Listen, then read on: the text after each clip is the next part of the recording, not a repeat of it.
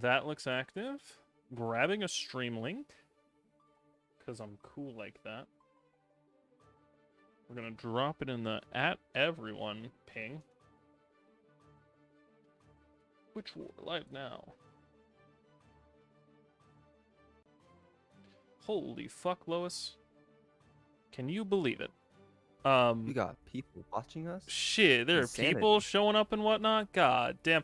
Well, hello, folks. How are we all doing today? I hope you're all excited and ready. Today we got Witch Wars going on. First normal game in a while after a month of jank. Leading us to now, the one and only Strive Witch Wars. On the mic, I got my dear friend of channel. If you would like to introduce yourself.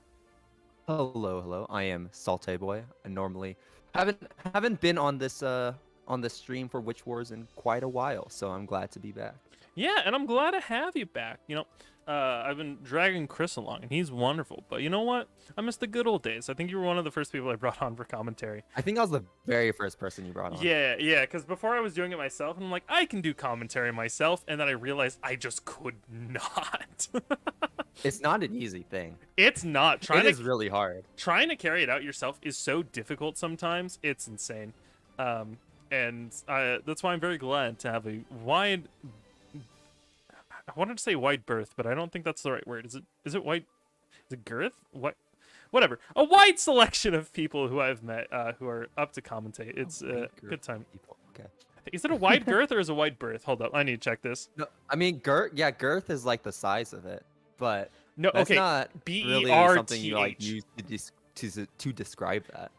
To give a wide berth is a okay. A wide berth is when a ship makes a dramatic turn around something in order to give proper space. I have never heard that term used like that. Awesome, because it's not BIRTH, it's BERTH. Okay, yeah, that's what I'm guessing. I wouldn't think it's like that, but I never heard of that. If I was to hear berth in regards to a ship, I think that'd be like the size of the ship or something, or like a part of the ship. All right. I'm gonna go ahead tournament. Tell them to start their matches, and we're going to go ahead and get our fellas go. Everything's beginning to go, all ready and set up. Baiken versus Potemkin is a matchup that I find incredibly funny because you can't parry a command grab. You cannot, but you know, with how big Baiken's buttons are and how good she is at just keeping up that pressure, is Potemkin really going to have that opportunity? Yeah, incredibly fair. That addition is Baiken's built around creating these very tight frame traps where she's threatening parry or another follow-up that catches slower buttons, and Potemkin is the slower button. Yeah, exactly. Potemkin doesn't really have very many fast weapons, very many fast normals that can mash out of certain situations that most characters can. So he is really tough on the defensive side, and he doesn't really have a reversal. Even like a metered reversal, he doesn't have one. So starting with the round start, backdashing off of Reza, catching them in the air. We're spending the burst a little early if we're Reza. Yeah, I'm guessing a little too scared to have Glue Eater or Senor Whis getting up so close to him so early as a Potemkin. We're seeing a lot of just space building here from Senor. PRC into the grab jump scared me even. Before we kind of saw how Senor Whis was kind of just controlling the air, throwing out these sort of anti-air command grabs and just buttons, waiting for Reza just to come on in. It seems like he's very aware of how to play this matchup right now, and also it does seem like Reza is having a hard time trying to keep up really any real pressure against Senor Whis right now. Not a lot of opportunities too, and then whenever he does, Senor Whis is just blocking everything, holding a really strong defense. I was actually very fortunate. I actually was able to play Senor Whis a few times on stream. Very, very wise on the defense. Even as an Eno, they were blocking a ton of mix, and that is not an easy feat to do. Plays Eno too? No. I was playing Eno. They were able to defend most of the mix. Yeah. Their defense is actually very strong. Nice, solid punish there. Had no meter to back up the follow-up. Yo Johnson wasn't spaced correctly. And now you're in Garuda Impact territory. Oh no, you tried to air dash out. You are going to get snatched by that heat knuckle. That is one of Potemkin's anti-airs. Not the best anti-air, but when you're going on a hard call out like that, that does end up working. And in that kill range too, so you can't build up burst quite as fast. Right. First game, going to Senor. Gonna see how it goes. Biken able to get something started. Solid frame traps here with the Tommy the throw! And now you're dead. You have lost most of your life. It is GG's. Good game. Hope you had fun. All right, try to go for the run up Yozansen, but ended up missing. Is this super going to hit? I think it will. Oh Not no, with the PRC. Okay, we set the meter to keep ourselves safe. You can't really get too much off of that as Potemkin, so 2D works just fine. You are now in the corner against a Potemkin, and he does have burst. He does not look to spend it right now, just yet. All right. We're seeing a lot of this sort of like backdash into the run-up, almost like signaling like, hey, I'm about to come get you. You better be ready. Which I think Senor is actually being able to pretty wisely react to jumping up to meet Mega Fist rather than waiting for it to hit. That is a bold play. Oh, I'm not too sure if it is even possible to air on reaction Mega Fist like that. I don't know if it either. Been they went up at the same time.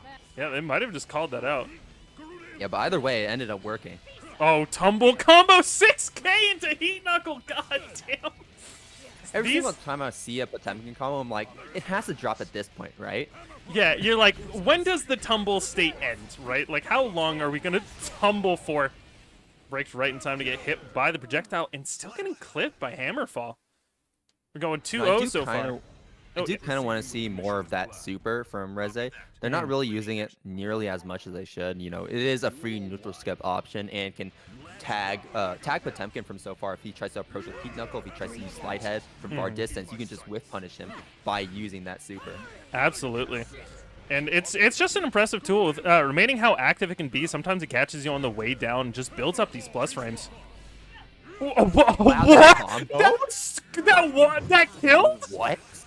That killed? The 5K pickup from the Heat Knuckle? What was that? Huh? What happened? I don't think I've ever seen that combo before. What, like, Necronomicon pack are Potemkin players smoking in the desire to find these weird, like, tumble combos? Man, I got no clue. Either way, Reza getting a pretty good hit. Going to go for the safe combo, bring him to the corner. Going to gold burst the Heat Knuckle. You have full meter, but are low on health. And there's the gun. Using that option to bait out something from Senor Whis right there. That is the prime situation to use it in, but you're not going to be able to do anything more as Senor Whis moves on, taking out Reza. Going 3-0. Impressive. All I got to say to that one. Just an incredibly fun match from what we've seen from this Potemkin. Just absolute bonkers shenanigans going on here. All right. Looks like some games are still being worked out here or there. We got a decent amount of people going along. I will remind everyone on the thing. If your opponent has not arrived by this point, advance yourself. All right. Let's hopefully we'll look see at something. The bracket. We are getting some people moving up. Only 2 games completed so far, but hopefully we'll see a bit more as time goes on. Yep. We are going to see a few. You know, we're getting, let's see, as best as Justin Joe Brownie, 2 people know. And 2 new people actually as well. Mystine and Catacubes are 2 new players to this as well. Tensorial. All right. Tensorial isn't here. Tense. You can't be doing this. That's rough. Oh no. Tensorial, strong Eno player. Would have loved to have him on stream. If only we could get another Eno player on Witch Wars. Life would be a dream. Wait. What's Sense here? Did you move Tense up or? Yeah. I'm just advancing him. Because it appears that matchup just neither of them spoke up. Oh, gotcha. Bear has finally arrived after a couple DMs. He's going to be able to start his gaming, I suppose. We got a few more matches finishing up. We got Loring advancing on over Sky, as well as Shmeep moving on versus Archmagus, moving themselves forward. Very nice, very nice. Mm-hmm. Bracket is moving along just fine. Nice and dandy. Well, let's see. You would know these players a lot better than I do. What are some players to watch out for who are currently in the bracket and are playing right now? All right. So here's the laydown, right? We got Shmeep. Shmeep's a Leo player. We've seen him around. He's been around almost since the beginning of Witch Wars, and just an absolute real one, to be precise. Just stuck around, and has been a great joy to watch whenever we do get to see him. Senor, which we saw before, did pretty well. I believe got top 6 at the last Witch Wars, which was a rather impressive thing, especially moving on, because that bracket actually had a few heavy hitters in that one. Calhoun, Axel player, I believe did incredibly well in the plus R bracket we ran a while back. I don't know if they still play Axel in this edition, but Zoner Enjoyer to be sure. Some other people we got moving on around too. Supu has been another Witch Warriors Enjoyer. I believe they started with Blaze Blue, at least for us, Nine the Phantom player. And I believe Relius as well. And I believe they play Jacko here in this in Strive. Demeji, another person in round 2. Testament player. Noted by the amount of teleport mix-ups they do, revolutionized it, and by that I mean they were probably the first Testament I ever played who like actively used teleport as a mix-up tool, and that scared me because I didn't know how to deal with it at the time.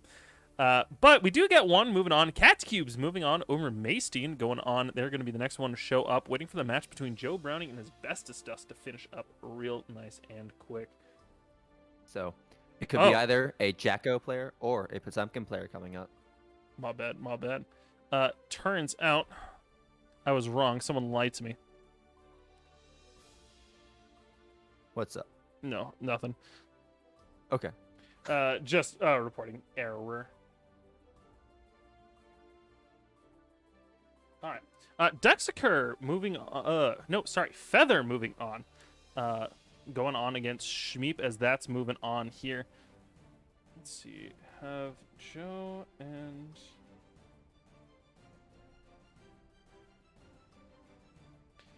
not on stream. You don't need to wait. Yeah, just getting early pool matches, figuring out. They usually take a little bit just because you kind of have to work out all the people who are no-shows and whatnot. Oh, man. Well, we will see. You know, when you mentioned 9, I'm not too sure how I feel about that player now. You know, here in Austin, I have to play against a lot of 9 players, a lot of S players, including myself. 9 and S is like the main thing down here. And it's just so happens that the 9 players we do have are all very good. So like playing against that character is so rough. I never block overhead on Rock, never. Why would you ever block overhead on Rock? TBH. It's a little cringe, wouldn't you say? Me blocking overhead on Rock feels like more like a miracle, if anything. Yeah. Like I'll block it maybe like once out of 5 times. Okay. Let's see. That is. Okay, so they're the ones who moved on there.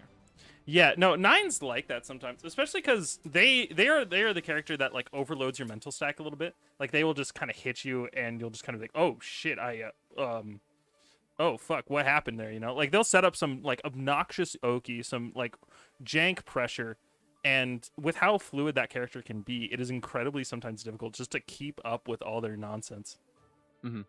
And you know, the key part against playing against 9 too is just looking at their stocks.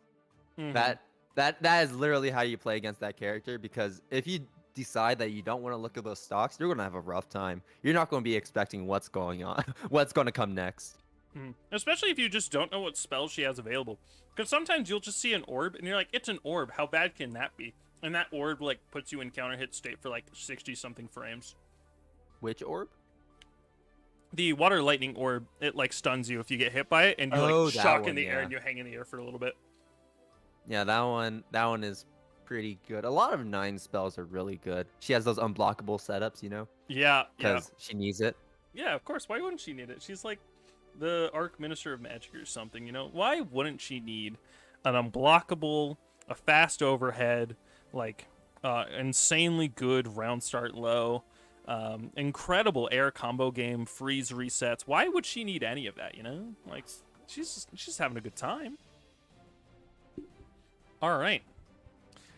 Catacubes on our docket for today. First player to arrive looks like it is another Potemkin player. Believe it or not. I believe it. You know, in these Strive brackets, everyone talks about how bad Potemkin is, but these Potemkin players are die hard for this character. They will play this character till the end of time. Even if this character gets nerfed into the ground even more than they are, they're going to stay with that character. And I respect it to an extent, but yes, at the same time, I'm just like, why do this to yourself?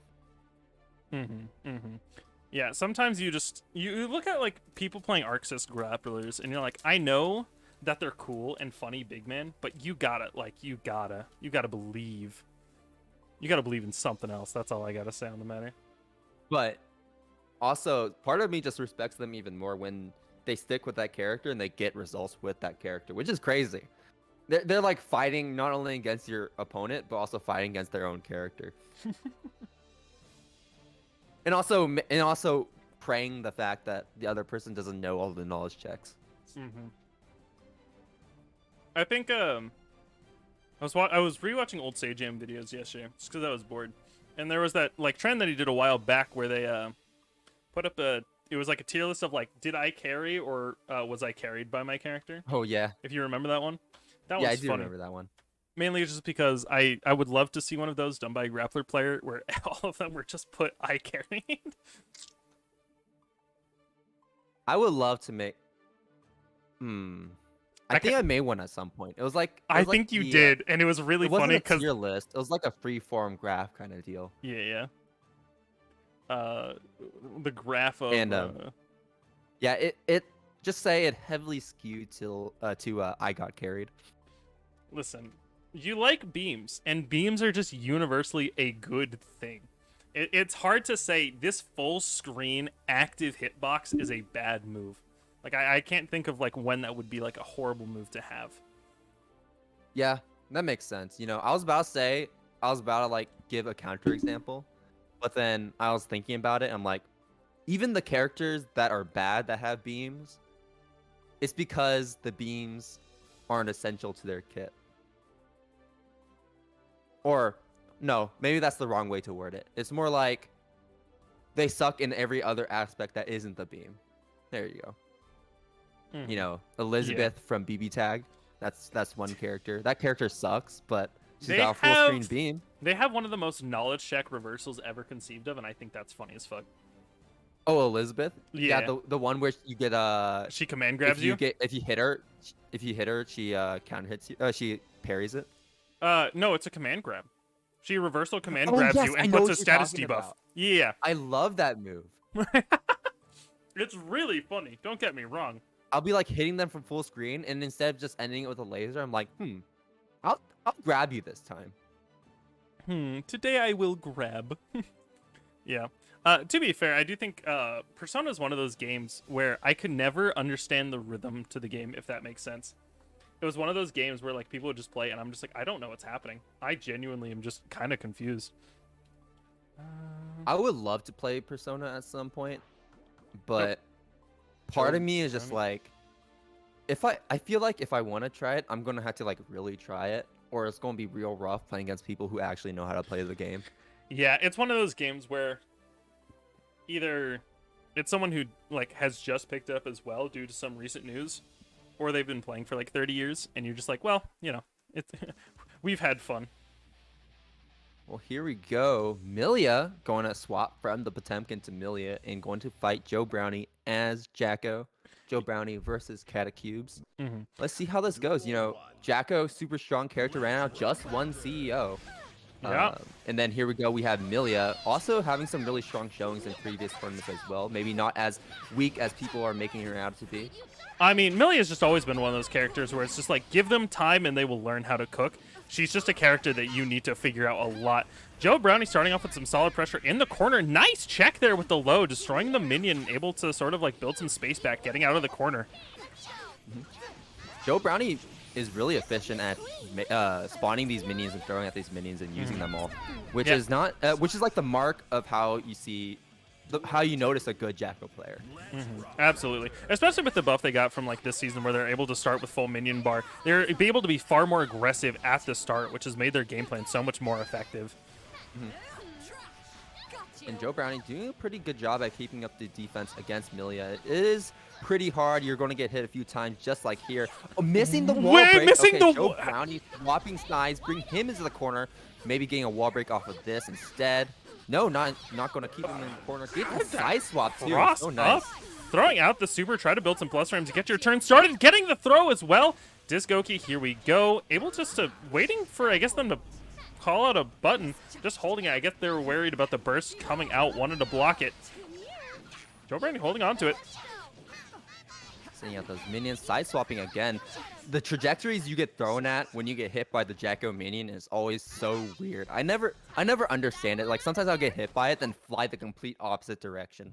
Oh yeah, sometimes they'll like hit you from underneath. I know this happened to Xeno a few times. Like he'll fly underneath and like a minion will like do the little attack, and for whatever reason it like hits behind you, but it still sends you forward. It's so weird. These minions, man, really weird. they operate on something else. Run up throw. You love to see it after a couple plus frames. Counter hit. Going to burst that one. Not looking to take that damage. Nice Excellent usage of the parry. guard. Yeah. We're seeing some pretty good stuff. That move has gotten just so much better after the recent patch. Just being able to do stuff from outside of it. The pressure is building. Right, the frame trap. Ooh, okay. Nice 2K, 2D. Getting the disc and going to wall break from here. Going to get positive bonus too. Millia is not a character that gets positive bonus super easily, so this could be really good for her, but gets the gold burst from Joe Brownie. Dangerous position. We got buffed up minions up on the defense pack, and that's clipping your poke. Game 2 here, moving into it. Yeah, the way that super works is so messed up.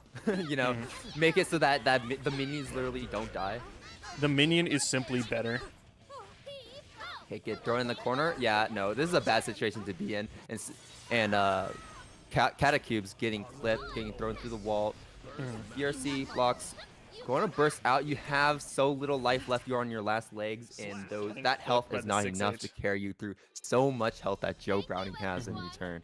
That's the one really good thing about Jacko is she's able to put out a decent amount of chip on the board. So there are legitimate situations where you're almost checkmated at full screen if you don't have a ton of meter, where the minions are just going to be chipping you down, and you kind of have to hold them sometimes.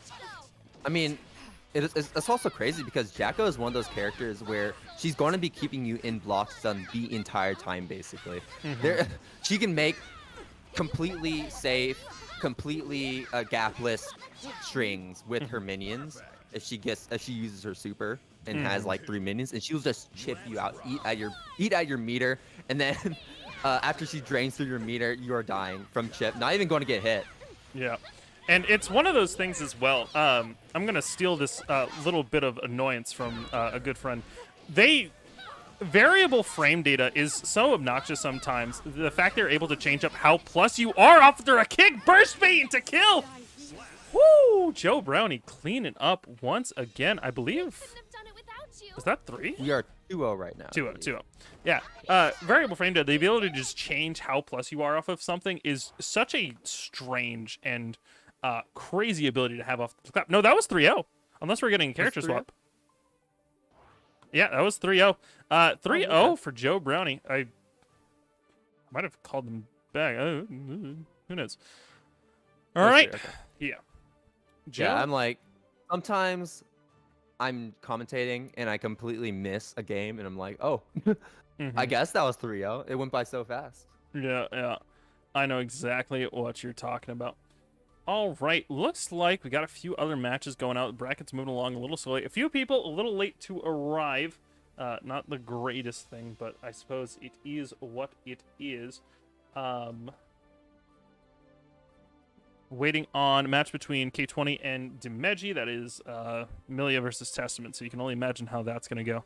And they have to work through a little bit more, so we are going to put actually a match on stream. We're going to go ahead and watch Ya Bear Oh yes, we got variety content creator that doesn't create content. Ya bear. My favorite non-content content creator. He's amazing, you know. Sometimes you got to sit there and you're like, "Damn, that's your bear right there." He doesn't post videos for months. Then he just shows up randomly in a bracket playing Chip of all characters, looking to Zansei Ryoga you from full screen just because he feels like it. Goofy individual. That's all I gotta say on the matter. This little goober. Leave game results. This is okay. Yeah, losers is just working their way through right now. Got a couple going on. Need to advance the people who unfortunately were not able to show. Why is my thing being so odd? I hate Chelong sometimes because sometimes it will just like cut off the bracket at like a certain seed where it'll just be like, the tournament window isn't that wide and you just can't see some matches, and I think that's very silly. Yeah. I don't use challenge too often. Some people think I'm weird, but I kind of prefer Start GG. No, I mean, it's the thing a lot of people use. The fact that it has like automated check-in, it has a bunch of really nice features, especially like whatever is pretty nice. The only reason I prefer using Chalong specifically is the registration is so much simpler. Because like Start GG to register, you have to go through like 8 different windows, and I find it so obnoxious. While with Xiaolong, you're able to just like click button, answer 2 questions, and then you're done and it's registered. That as well, it has a pretty good like. It has some nice features where it like has its own automated graphics, and as well as like sends out emails and stuff. So like, hey, your match is up. Sort of idea. There's some pretty nice features that I have that makes it simple for like a local sort of thing, but definitely on like a wide scale, 100%, it's probably better to use Start GG. It's also not so slow. Start GG can be really slow sometimes. Yeah, oh fuck, I was playing in a bracket full of VTubers one time, and I remember like a match. My match had finished, and I was sitting there probably waiting for like 15 minutes to like have like the game continue. But the thing was, it was all the matches had been concluded up until then. It just took forever to update to like show me who my opponent was. Oh, gotcha. Okay. Yeah, and it was that tournament was something. Let me just tell you. I have never normally seen. It should live update, but yeah, sometimes it's so slow that it doesn't do that at all. It doesn't do what it's supposed to do. Yeah, that VTuber tournament, I gotta tell you, one of the funniest things maybe ever conceived of by mankind. Tell us about it. I have never seen so many people fishing for clips in one tournament ever. So, right, like normally when you get a bracket, you'll get people who are like, you know, they're just here to have fun, prove themselves, you know, whatever. Like there's a bunch of different reasons why you would enter a bracket. But with this VTuber bracket specifically, it was a bunch of people whose entire like ability to like create content is typically through like clips and shorts, since that's how like most VTubers spread is, you know, you have like the clips channels which get you. And so the entire tournament was people doing these weird ass shit to get fighting game clips for their VTuber channel, and I thought it was really funny because it was no longer about being the better player. It was about who could get the most content out of the tournament. And that's the kind of effort I want to see in my matches. That's all I got to say on the matter. Content creation is a hard drug, man. Sometimes you sit there and you're like, damn, I can make content out of this. You know, sometimes getting the clip in a bracket setting is just so much more valuable than winning the tournament. Absolutely. It's just how it is. What am I going to make off a tournament? Like $25? How much am I going to make off of this clip? Maybe $12. $25. Even if you can make $25. If there's even a cash prize at the end, you know? Sometimes they're not. Yeah. Sometimes you'll have like Match Arena and you get like $1. $1 because it's a 5-cent buy-in. My favorite. All right. But most of the time when you see $1 for Match Arena, you know it's because the people didn't claim their coupon codes. Gotta claim those codes, man. So true. Match Arena is literally just one click of the button, free money to the players. Well, all right. Looks like one of the matches finished up. Demeji able to take a game off 22. You'll love to see it. Moving K20 on 3-1 over Demeji. Which means we get Yabear versus 20. How does that sound? That sounds like Milia versus Chip, I want to tell you, is the matchup. Yeah. Yeah. Um, yeah, I don't really have too much to say about this one. I think just by the name Chip and Millia, you can kind of guess what's going to happen. Yeah. Though I do feel that, here you got Chip, a lot stronger neutral, and also plays a lot more grounded. Then you got Millia, weaker neutral, but plays a lot more aerial. So how each player is going to contest each other in their preferred spaces is going to be interesting. Oh, definitely. Especially with both of them having such low life and such easy access to damage. It literally is a you will play neutral or die sort of situation. Yeah. So we'll see. I don't know how grounded of a player Yubert is as Chip. I know he does love to Alpha Blade a lot, go up into the air a lot. So I don't know. We'll see. Chip is the kind of character where it's a little more freeform. You can kind of do more with the character than you would with a character like Millia, who's a little more hard focused into one thing. Listen. If you want to know what kind of Chip player Bear is, if you ever get him talking about Chip, he will mention one exact technique, and that's the Gaslight Yoruga. And he will go on and on about how cool this tech is. That's the kind of person he is, right? That's the kind of... That's literally why I said when I heard Yubert coming up, I was like, we're going to be seeing lots of Zansei Ryogas. 100%. I know him as a player. I played him before. This individual is known. Bear, get in this fucking room. We were just talking about that VTuber tournament where all the players are trying to get as much clip and as much content as possible. Think of Yubert in that sense. That's the kind of player he is right now. But he doesn't even make content. He just does it for his own sick and twisted amusement. Yeah. Yeah. You don't even get anything out of it. Dog, how are you just gets it for himself. How are you so content poisoned, but at the same time not posting content? How is that possible? Oh, there he is.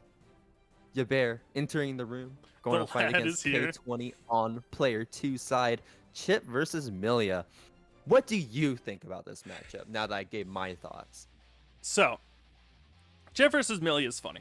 It is very much one-tap situation because of the low life, and both having such great access to neutral too. It's incredible. However, I have trauma from K22. This individual has mixed my shit in a lot of times on stream, and sometimes I just gotta hold those. And as you can see here, Chip is already at a third of his life from exactly one Millia combo. Yeah, that does put it into perspective. But here we go. Let's see if Yubert can, utilize his movement a little better. Oh, okay, nice catch on that backdash too. Going to PRC, keep up that pressure. Alpha Blade in. Corner burst safe. So smart. He saw that what Yubert was trying to do and instantly ran out to get that offensive position and really counter him when he landed on the ground. Yeah, the TK Badmoon closing out the match. The fast overhead, whipping the neutral buttons. Round start. Oh yeah, it's a Guilty Gear game. Oh my god, he tries to DP, but you can't DP when Millia is that far away. It just does not work like that. It does not compute. And just like that, K20 not going to win with this combo, but in the mirror. Really just needs one or two more hits, and Yubert is going to die. Running into the low, the double sword? Hair car. 22, what are we doing? You can't be... That's my boy. Out of all of the things he could have hit Bear with, he really had to do double sword, double car into him. The double OTG hair car. Oh, nice air backdash to catch him. And using that jump slash, as I said earlier, Millia really strong in the air, and Chip can kind of contest in the air, but his buttons are not nearly as strong. So Millia has a lot more range, a lot more combo potential from air conversions. So if he can get those hits while Yubert is trying to chase him down, then that's going to be really important and really deciding on who's going to win. Resetting there with the sword, crossing up from Capel. Oof, not looking good. We saw a lot of stuff there from Bear. Specifically, he's doing a lot of frame traps. He's doing a lot of sort of like these one-off hits that sort of reset himself, which isn't doing a ton of damage. It's not getting a lot of game plan started, meaning you're kind of having to guess right as many times. Yeah, I mean, you say that, but at the same time, that is exactly how Chip plays. They're going to be resetting you a bunch, staggering you a bunch, and then they're going to be trying to catch you with their overheads, maybe catch you with some with their stagger pressure counter hits. That's how Chip plays. But Bear is really struggling to really make that work for him against K20, as K20 is so slippery, escaping his pressure every single time. And then once he has Yabear in his pressure, Yabear is having a hard time blocking it all and really guessing correctly. Absolutely, absolutely. We're going to be able to see a little bit more get going here. We're just throwing out lows. What is this, Ken? Ken Street Fighter throwing out crouching medium kick? What are we doing? Crashing medium kick, drive rush. Holy shit. Going for the command grab off of the poke of the 2K. Bear on the comeback arc with the another command grab. Yo, get him with another one. Crossing up and finishing it off quickly before we can get a thing perfect on the side of Bear. All right, Bear. That's not something K20 has just yet. So Bear maybe could just ride this momentum, maybe secure a game if he can keep this up. But it's not looking too bright as K20 is getting these cross-ups, getting these successful mixes that is really laying the damage onto Yabear right now. Okay, Capel, such a strong move too. You cannot anti-air that as easily as you think. Just time to start using it to back up. We're still getting reversal off the meaty close slash. That is the end of the game. Couldn't burst out of that. Bear, you know what, dog? You got your one clip. You got your perfect. You can post on twitter.com. That's all you need. You won this match, buddy. It's game. No, if twitter.com even works. Oh, we're not going to talk about that one. God damn. 600 a day. Remember, 600 a day. He gets the counter he wants. Going straight for the super to really minimize the scaling, and there was not too much scaling on that combo indeed. No, it was not. The legendary sauce of all Chip players. Crouching hit into combo super. It's immaculate.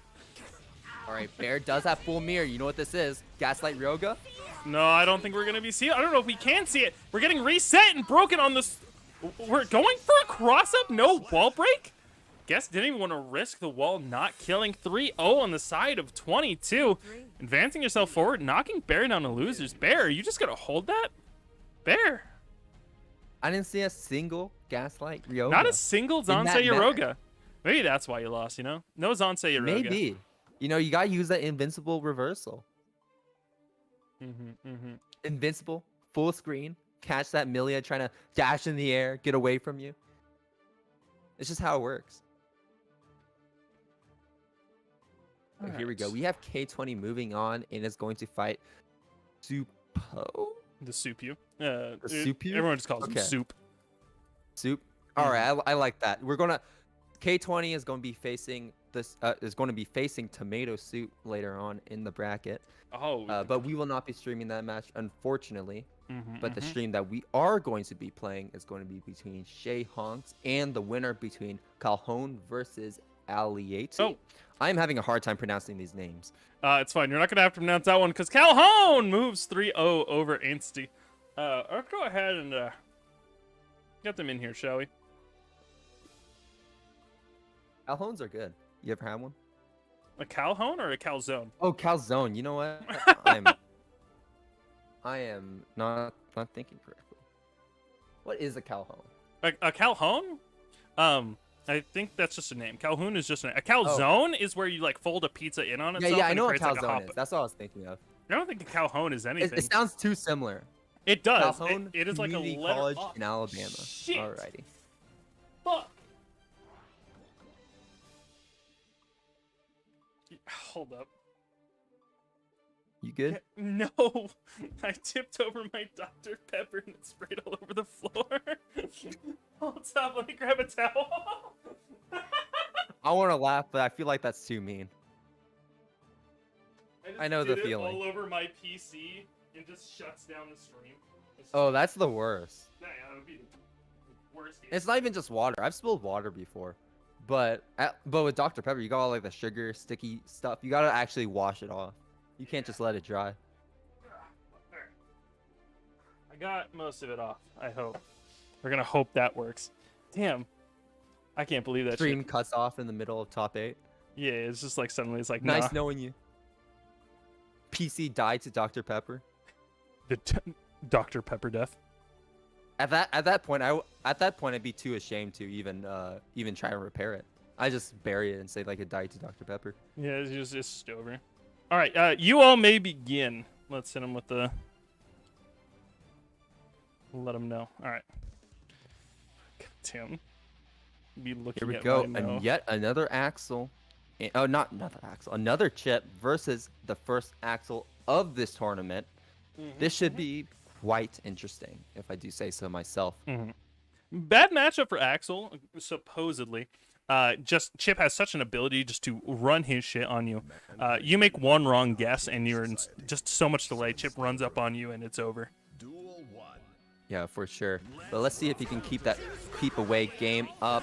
He's going to immediately burst and going for the overhead. He saw him come close to him and immediately does that. I like Calhoun right now. You know, I like dig the play. wake up 6H. And there we go. We're seeing the wall slump setups here from Shea already. He's going to wall break from this positive bonus chip. That is not two things I want to hear in a single sentence. Clapping it, moving it through, and that breaks the wall. Shea going on with the first game. We're seeing a very different Chip here. You know, we're seeing a Chip who is a lot more safe. We're gonna call it, right? They're doing like the stuff that works, and which could mean that you're a little bit more predictable, which means that you're a little bit more. Oh wow! What a run up burst! Doesn't really get much of a combo off of it. You are in a favorable position. Going for the wake up reversal, but going to block it. It's a safe jab. So positive that Shea was going to get hit. Man, fuck Chip players, man. You got safe jabs and shit. It's over. It's so over. Getting counter hit by the thing and the overhead and finish it so clean from Shea right now. Just a clean match altogether. Absolute insanity. Yeah, we're seeing a lot more representation of not really being an aerial kind of Chip. We're seeing him stay a lot more grounded and really abusing those grounded buttons, resetting in pressure and staggering their pressure the entire time to fish for those counter hits. That is really giving Calhoun a hard time. I'm seeing a pretty good setup here, getting another perfect on Calhoun. 2 perfects already, and both by Chips. Moving it through. I mean, Chip's a player like that, right? With how oppressive as Oki can be, sometimes he just you guess wrong a few times and you're dead. You explode. Yeah, I mean, just like that, Calhoun tried to counter him, tried to poke with something back, jab out, but Shea gets that counter hit trade on him, and that's kind of just the story against playing against Chip. All right, getting another counter hit. Yeah, you're gonna have to burst that one out. That's for sure. Uh-oh. No, you're going to have to hold all of this. Started the cross of Shea having a hard time blocking it and really trying to get an answer for any of what Shea is doing to him right now. Those diagonal alpha blades are really putting in the work for Shea right now. All right, we're seeing a couple throwouts here. There's caught with the JP, calling out the jump-ins. Pretty good start here from Calhoun, being able to call it some of Chip's movement. Yeah, these are really putting in a lot of work for him. Getting all of these cross-ups, a lot of the cross-up jump-ins, overheads, and going to clip him low from the Rekka. Give it the wall run combo. And it kills. Oh, no. Bring him up that skyscraper. Trying to catch him there with the thing. Trying to get the hard knockdown off of the command grab super if it's used in combo. One of the silliest changes I think Axel has. Nice push blocking and getting a counter hit with your own 5K. Pretty good knowledge there from Calhoun. But Calhoun tried to get in on Shea, getting the gold burst. You have full meter now. Oh my god, what a nice reaction. Backdashing the command grab. That is the best way to counter it, actually.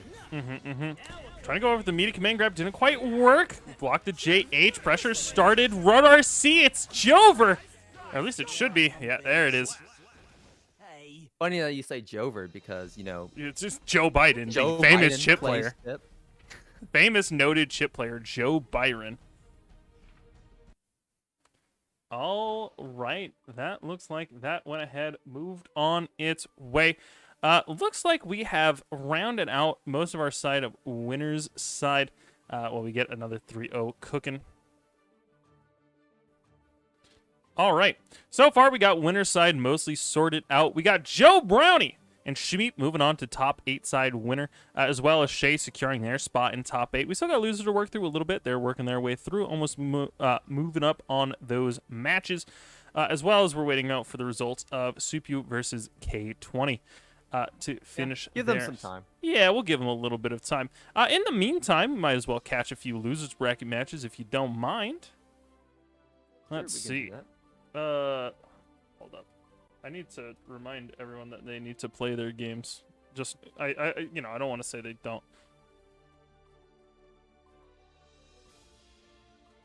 All right, looking. We have some games ready to be played. We have Yabear versus Reaper plays 1, 2, 3. It looks like they're playing right now. Yeah. Then we got Reza versus Alieti, New Feather versus Cavalier Mirror. Yeah, that one just started. Versus Dimeji. Dimeji and those two just finished up since they had something. Just a quick reminder for people that they need to finish those up. However, looks like we got a few. Don't fucking sit there resting in front of the match thing like that. Be like, oh, sorry to keep you waiting. All right, let's go ahead. Let's see. Who shall we grab? You know what? I have a love-hate relationship with these ArcSys lobby systems. I do as well. I think they're very charming and they're very cute, but at the same time, goddamn, they're not practical. They take so much time.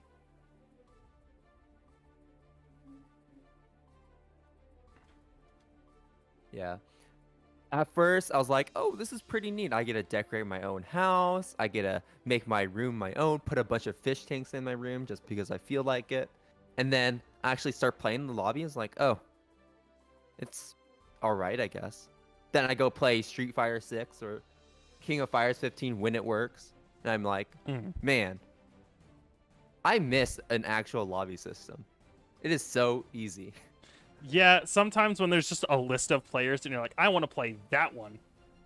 All right. Looks like Reppers actually just finished up against Yabear. Yabear taking it 3-0 over Repa. Show you Repa! Now we can get Yabear back in here and maybe we can see him cook something up. Or I'm actually down to look at... You know, I kind of want to get Dimeji on stream. Let's get my boy Dimeji out here. Speaking of Show You Repa, when we getting that custom character Street Fighter 6 battle? You know what? I think Remy Celeste is hosting one. I'd also like to host one. The only problem is I don't know how many horrific monstrosities my mind is able to take before I self-implode. Yeah, Remy Celeste is hosting one, but it's like a very big one. There's like a pretty big payout for it, actually. Oh, is there actually? Yeah, there's a pretty big payout. I think it's like $500. Holy fuck! In the pool. So, and it's like kind of like supported by 9 Moons itself. Gotcha. So you kind of got the 9 Moons money. Got that 9 Moons money. $1.50. Exactly. All right, let's go ahead. But Look at no. those matches. The world always needs more custom character battles. Oh, of course. I mean, have you seen Rickon's custom character? I have not. So I was able to play against Rickon's custom character on stream. This motherfucker rolls up with full illuminescent, max arms, minimum legs, Lily moveset. Oh. Wait, that sounds like my character in a way. Dog. I got Lily's moveset. This max character, arms, thin as a rail. No, his arms were short, fat. He had, but like, not minimum. Yeah, no, that's pretty close actually. That motherfucker is poking from like half screen. This motherfucker throws out a light jab and it's like bonk. The pushback on these moves? Hello? What are we doing? That's Lily. Then the funny thing is, at round start, you can get stand medium punch and it'll hit you. Can you That's actually? crazy. You can drive rush. And it's that fast shit too. round start? And Oh, if you decide to play as Dalsum, it also increases the length of his normals too. Oh, really? So you can actually press like standing heavy punch, and it'll go full screen, like legitimately full screen. There is no blind spots on that move. God damn. What a time. God, no, custom characters like that. I saw a custom character combo. Dog, why can some of these people loop the Luke perfect knuckle like 2 or 3 times? Have you seen that shit?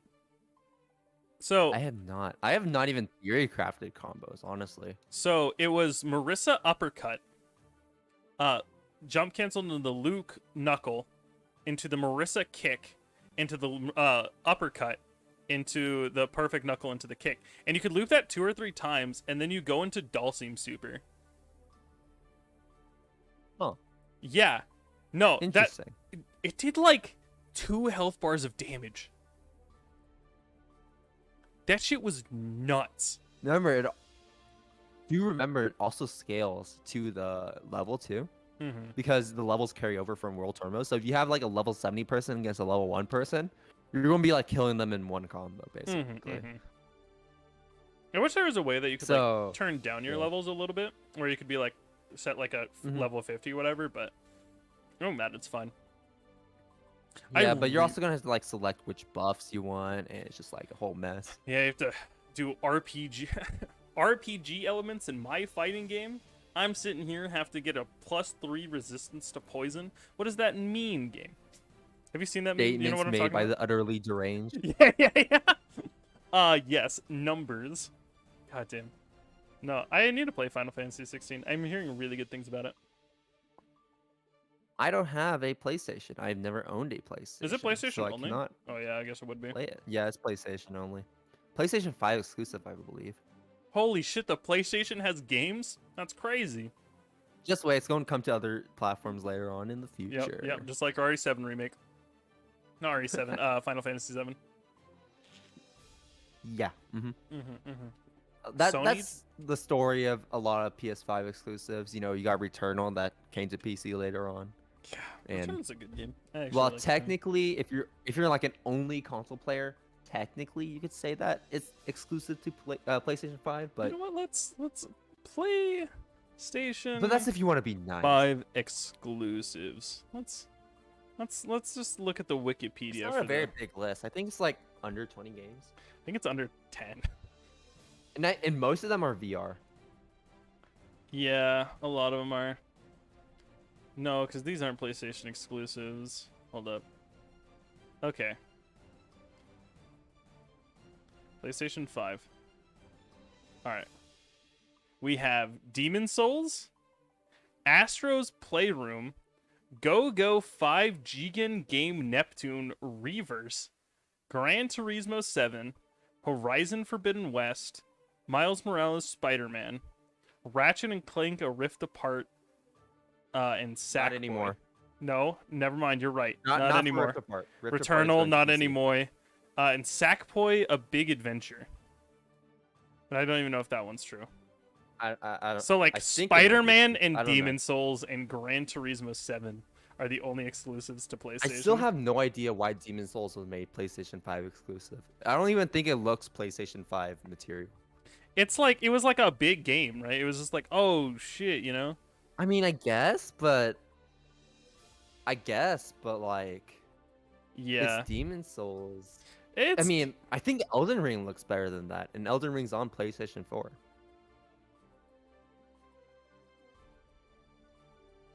yeah.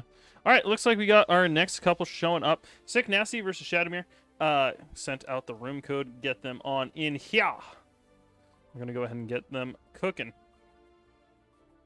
Knocking out Demeji 3-0. Unfortunate. Could not see them in action. Is what it is. Oh yeah, and after that we can also get these winner matches knocked out too. Looks like they're both ready.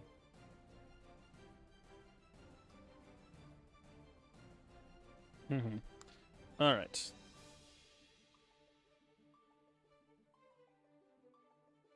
Yeah, we need to get shit moving, I'm afraid.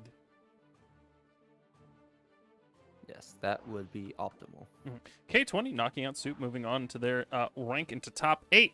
Let's go ahead and get... let's see, we got Sick Nasty on the player 1 slot. All right. Uh-oh. Bridget player spotted. Yes. The one character that everyone plays. Ah, the Bridget. Very real, honest character gaming. The crossplay, Bridget. We don't discriminate here, though. No, We don't, have no. Bridget versus Soul Bad Guy. Shadowmere versus Sick Nasty. Let's see how this goes. We got the Bridget rocking up, ready, locked, and ready to go. And I think this matchup is so funny because you see, haha, it's Bridget, it's me, what's going on? And then it's just Soul Bad Guy with a giant fucking sword. I just find any matchup against Happy Chaos the funniest thing ever, though. That's he just fair. shoots everyone with the gun. All right, Bridget building up some space. Nice break there off of the Kickstart My Heart. Unfortunately, nice call out. And for those on stream wondering why you're hearing Ragna the Blood Edge, I forgot to uninstall the mod that replaces Soul Bad Guy lines with Ragna. So you're listening to Dead Spike and Infernal mistake. Divider. Happens to the best of us. Listen, you know, my bad for putting a better pro tag in the game. You know, that's on me. Dang, I'll admit that. Well, Damn. don't say that to the Guilty Gear fans. I've been saying it. God, that Bridget Plosher is something to behold. To be fair, nice calling it out with the meaty not Biliolage, Fafnir. It's so bad. I've started calling it the wrong thing. I've had Here this we mod go. installed for Duel so 2, long. Sick Nasty with a round on deck. Shadowmere going for the instant burst and getting Run DP'd up, for DP. trying to approach. Not in my video games. All right. Yeah, we're going to have to see a lot more of not trying to linearly get in, but also maybe using those air dashes to bait something out and then punish accordingly. You know, Bridget, once they get their game plan started, they have very safe pressure, very strong pressure. Oh, and yeah. They can keep looping it very easily. So you got to be really careful about that. And here we go, command grab, representing that early. I like that. Jumping high enough and calling out the Kickstart My Heart with the fucking dive kick? What are we... Sick Nasty, what are you on? Hello? Oh my god, he went for that quick red RC reset. What was that? What is the game plan here? Here you go, blocking everything. FD Just him missing out, the so he command cannot grab. Get the command grab from that distance. That was good usage of FD, whether or not it was intentional, but it ended up working in the long run. And with the game on deck, Sick Nasty 1-0 over Shadowmere currently. Counter Calling hit, out the slash, and calling out the burst. burst. Oh, goodness. Calling out pretty safe. Calling out the air-to-air there. Nice with the JP. Right, counter Trap. hit, going to burst in return. Not looking to take too much damage right now. Though Bridget is not known for lots of damage either, so Something, it's something. more. It might be calculus. more so to get out of Bridget pressure. Oh, for sure. Calling out a 6H, not really being able to punish it too much since we decided to backdash JH to call. No, what was that DP? Shamander getting punished for this DP in neutral. Intentional or not, it's what happened. You gotta live with it. These two are butting heads back to back, throwing out their approaches as quickly and as fast as they can. The roller skate meeting Night Raid Vortex. What are we on right now, folks? You know, I was about to ask you what the slide was called again because I forgot. Thanks for reminding me. Yeah, Night Raid no Vortex. problem. What a funny name. I love how Daisuke was like, what are Soul's moves? I don't know, what sounds tight as fuck? And he landed on You know, Night Bandit Raid Revolver, Vortex. Bandit Bringer. Doesn't make sense. Sounds cool though. Sounds cool as hell. It's like in most like anime like, you know, moves they call out. Like it's like words that are vaguely related. And it's just like, yeah, that sounds cool enough. Or they can just be like dizzy and have entire sentences. Yeah, I use this fish to catch birds. And you're like, oh, or no, I caught this fish with what was it? I use forget. this to catch fish. Yeah, There you go. I use this to catch fish, that's right. I use this to dry laundry. And with the command grab reset, 1-1 so far between Shamander and Sick Nasty. Evening it out, Shamander is starting to really able to run their game plan a little more effectively now against Sick Nasty. You see, no, nice conversion using the 5K going into another 5K and bringing him all the way to the wall, getting that wall break. Oh, my side's blinking a little bit. Oh, well, we're caught back up. We're all good. Okay. Bridget, once again, controlling just these long-ass normals that she has. It's incredibly strong. Going for the offensive burst, keeping him in the corner, but you cannot keep Shmander in the corner, crossing up. Now you are in a bad situation. I take that back, getting all of these counter hits and laying on that damage onto Shmander, slowly but effectively. Looked like a little bit hesitant, calling out the DP, being able to effectively punish it as well, throwing out the kickstart my heart. With the pressure building, what's the game plan? The double overhead, whiffing the thing and jumping. Oh, huh? That was pretty fast. That was a match. That was something. Something happened there. Someone cooked. What were they cooking? Not sure. Using the burst to maintain the corner, but we're getting out with the DP there. The neutral button, my beloved. 6S. You never get tired of it. Not able to convert off of that jump slash, though. That is unfortunate. Getting a heavy Volcanic Viper. I keep saying Heavenly Volcanic Viper sometimes, but, you know, with the damage that move can do sometimes, it's borderline it kind of insane. is. When you get a clean hit Volcanic Viper, oh, that feels pretty heavenly, I would say. Using the DP remaining to save with the red RC. And there it is, Nightmare Edge. Not Nightmare Edge, what is that, Bandit Bringer? Yeah. Bandit Bringer, yes. It's over. It's over for me. Did you just say... Nightmare Edge, which is... Ragna player alert. Listen. Get this man off stream. What is he doing streaming Guilty Gear? This is not Blaze Blue, sir. Your girl does... yeah, no. I got Ragna on the brain. My Apollo cheese.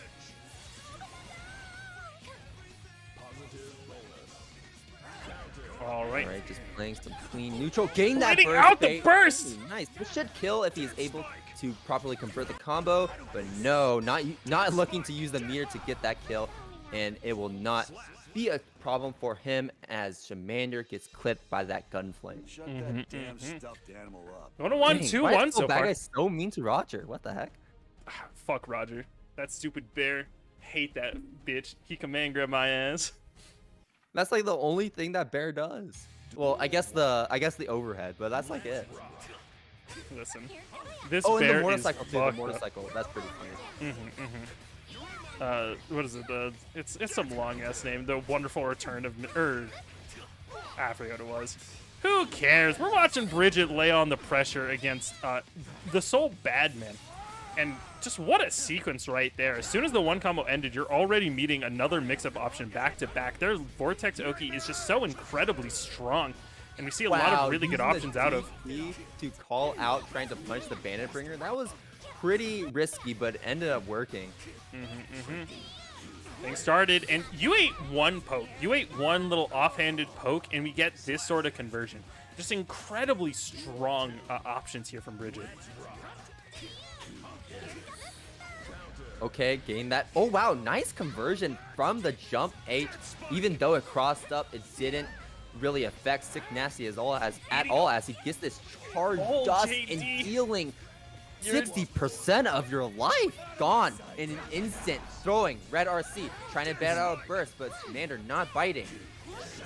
And DPing through the roller skate up, calling out all these just wild approaches here from Shmander. Sick Nasty staying on top of as best he can with the JP. You'll have to see it. You gotta be careful when you're playing Bridget. You know, you can't be too predictable with your movement, as you can get blown up and be in pretty vulnerable states from the moves that you use, like roller skates as you saw earlier, and also just I guess I forget what the move is called, but the one where she homes onto the her double yo-yo. wake up DP. If you didn't like the first one, here's the second one.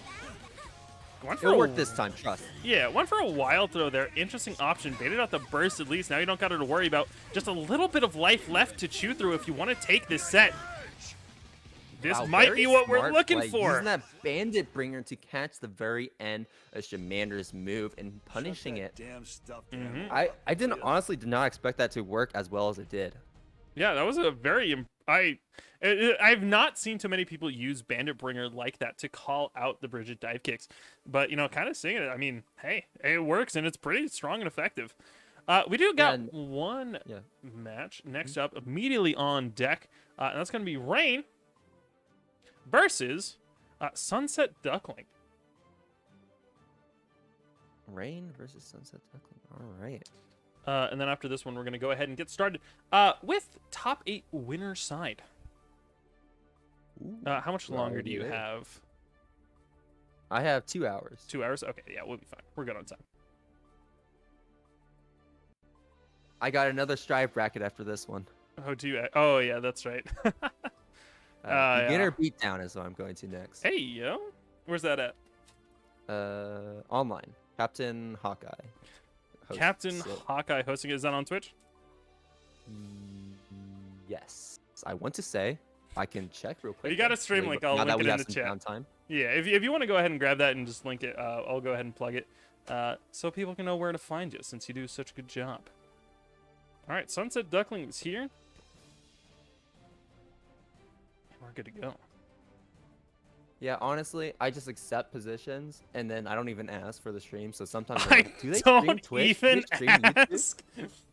I don't know. I just get on. They ask me to come on. I get on, watch the games, have a good time, leave. I'm just here having a good time, just chilling, living my best life. All right, let's see. I will look this up. Beginner beatdown 37-2. That is dedication. 372? God damn. That's been running since what? 37. How many weeks are in a year? That's almost 50, Like 52. They've 50? been Yeah, so it's almost a year. almost a year worth of, that's pretty good. But how often do they do it? Every week. I cannot find this stream.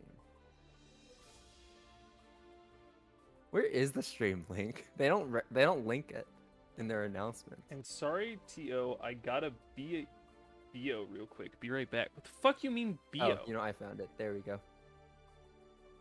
I will DM that to you. That is. What does that mean? BIO? DIL? No. And sorry, T.O., I got to BIO real quick. Be right back. What does that mean? I got a bio real quick? Now. What the fuck does that BIO Business mean? information optimization. That does not sound right. Sorry, I gotta go optimize my business real quick. I will return. Bring it on is another one. I don't think that's it either. Oh, you gotta just say you're gonna go piss, dog. We're all grown here. We can just say piss. Sometimes you just gotta piss. Uh-oh. Never mind. It's a Kai player. It's over. Oh, it's all over. It's all over. We need a buff Kai, guys. I don't think we do, actually. That's crazy. I don't know, man. Make Stun Dipper 3 frames. Why not? Yeah, why not? Mankind knew that they cannot change society.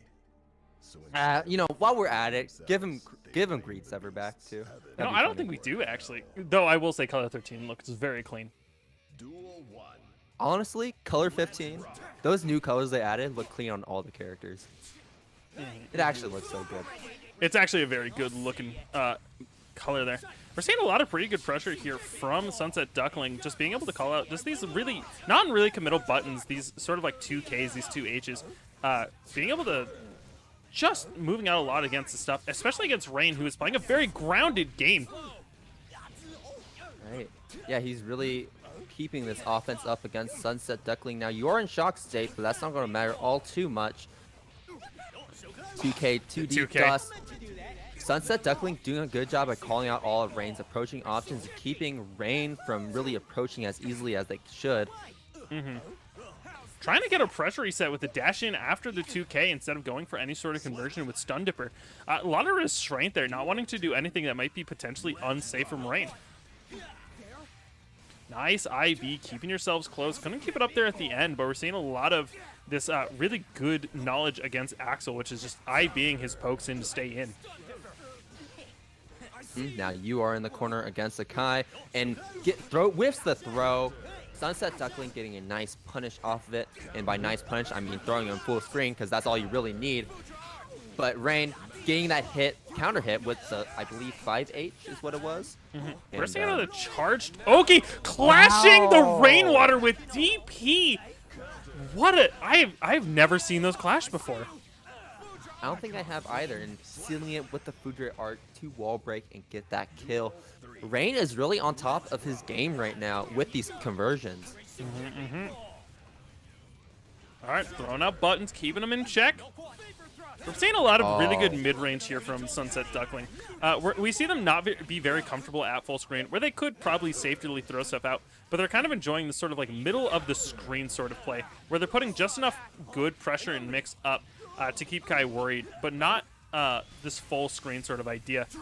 We're going to be seeing a DI, not something you see super often from Kai's, but this is going to be really keeping up this frame advantage, and also going to buff the damage output of Kai, because he really needs it at this point.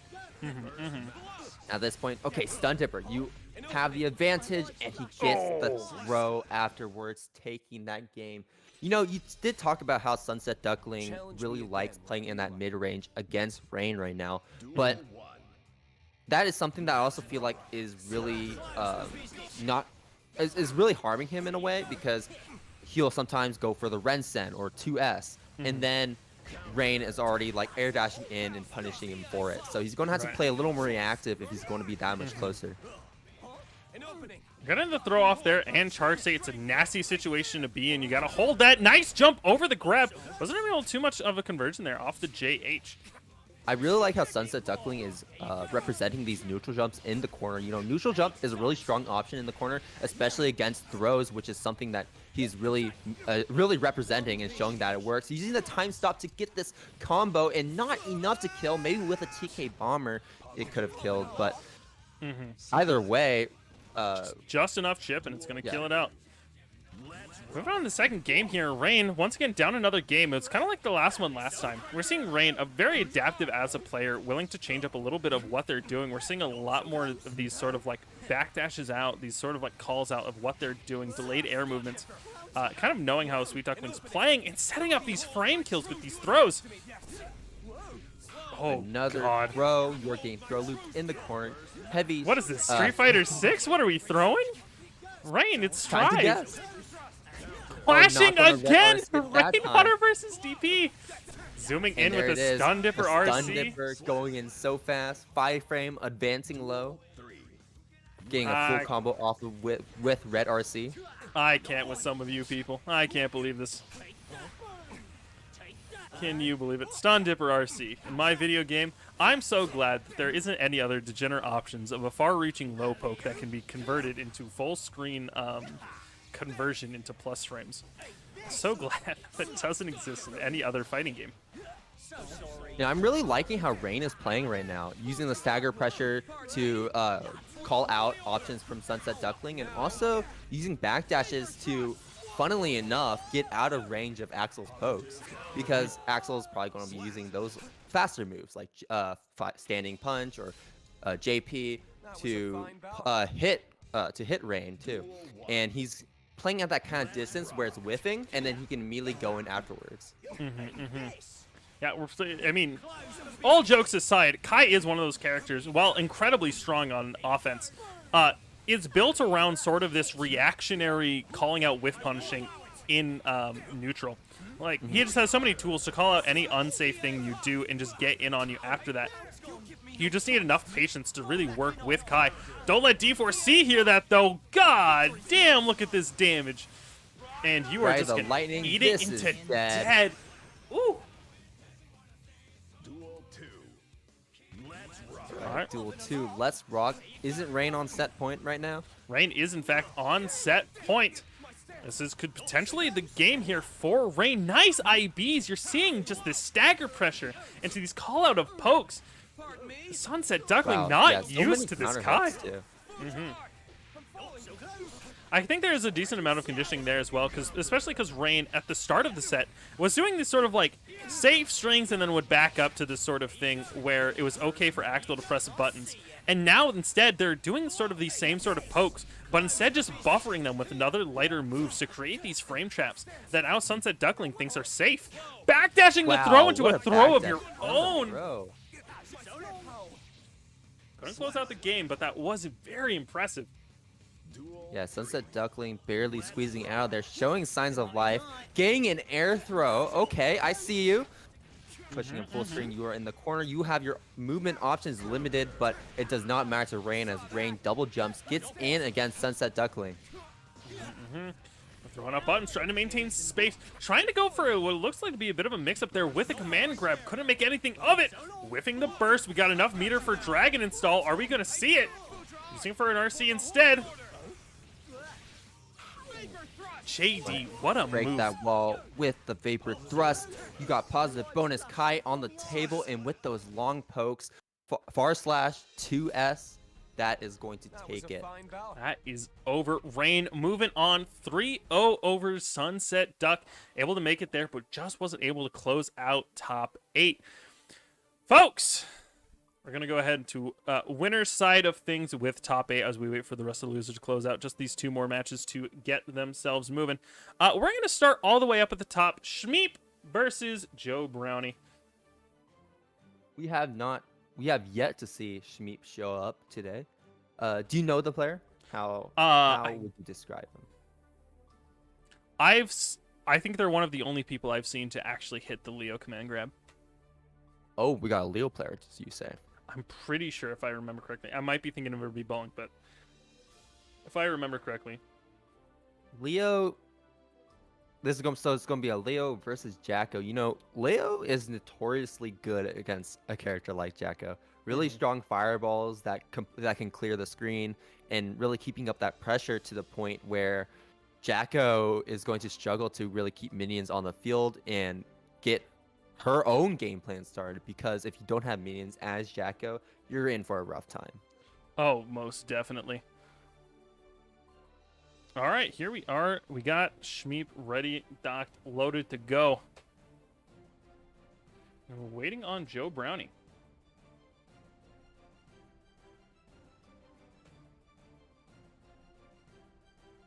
I'm not missing. Is there no one on the podium right now? For you? No one's on the podium right now. Do you see the Leo like show up on the screen though? Yeah, I see it too. If I know no one got me, I know JD got me. That ain't the Is there fucking like truth. Is there like an invincible? Oh, never mind. He's there. There it is. Yeah. I was about to say, is there like an invisible character skin or something? I don't know. If there was something like that, that'd be fucked up. If there's something like that, you think that you'd see it more often, right? Mm-hmm. But here Definitely. we go. We're You getting just into it. ran Both of into these yourself. players look to be notably good with their characters. Have played them a lot. All right, we're seeing a lot of the fireballs early from Leo, which is kind of what you want to do, right? So while they're throwing them, they are projectile immune, but if any minions just sitting there, you can just clear them out with these fireballs that. and clear your way for yourself. We're getting it with the cross-up. Wasn't grabbed. Just bursting out of the first situation there, but you're kind of putting off burst for the rest of the round. And Leo, very high damage, can make you just explode. Whiffing the J ace. Nice backdash evading the throw, but now you're in corner. Going straight for the super, and it's going to be a punish too. That's going to take out Shmeep right now. Joe Brownie with 1 round on the table in game 1, setting up these minions. You got 2 minions on the table, but you can't keep Leo at full screen for too long, or he's going to throw out those projectiles, clear the screen. I really like how Shmeep is really dealing with the minions, though. You know, lots of these dashing like 5Ps. You know, just like clear them when you can. 5Ps. Because that's Throwing really all the you need to clear a JD. minion. Not bad. We're setting up a little bit of stagger there with the double J2Ks. Trying to DP through the minion wasn't quite as effective as you would like. There we Go for another DP. Not going to backturn stance from it, though. Looking just to, maybe not. play it a little more safe. Throwing out the fireball, getting behind. It's time to start. wasn't able to get the 2S to connect. You saw that guard point there on the projectile, leaving you close enough where you can actually respond to the land, block the burst into the headbutt. Now you don't got burst on deck for the 3rd round, which means you're going to have to hold it if Leo is able to get his game plan started at all. Yeah, that was a bit of a hero burst on Joe Brownie's part, but you know, Joe Brownie looking already really strong, but another DP, you're going to have to watch out for Leo Double DP. dash in for the cross-up. None of these are being grabbed. We're not seeing any checks from Joe Brownie being able to grab these cross-ups. And look at that, your damage is almost dead, and there's no chance you're getting burst back before you're even chipped out. You're going to have to get the offense started yourself. Well, it looks like Joe Brownie tried to bat another DP, and there's the DP that Joe Brownie was looking for, but Shmeep going to burst and throwing out a fireball so that no minions can be on the screen at that moment, and Joe Brownie loses to Shmeep with that game-winning hit. Seeing a lot of knowledge here from Shmeep, knowing how to deal with the Jacko situation at hand, throwing out fireballs, throwing out these J2Ps. It is just something there to just absolutely get in on Jacko. And Jacko's defense, I mean, she has a semi-decent reversal-ish, maybe, damage-wise. But realistically, once you're in on Jacko, it's hard for her to get out.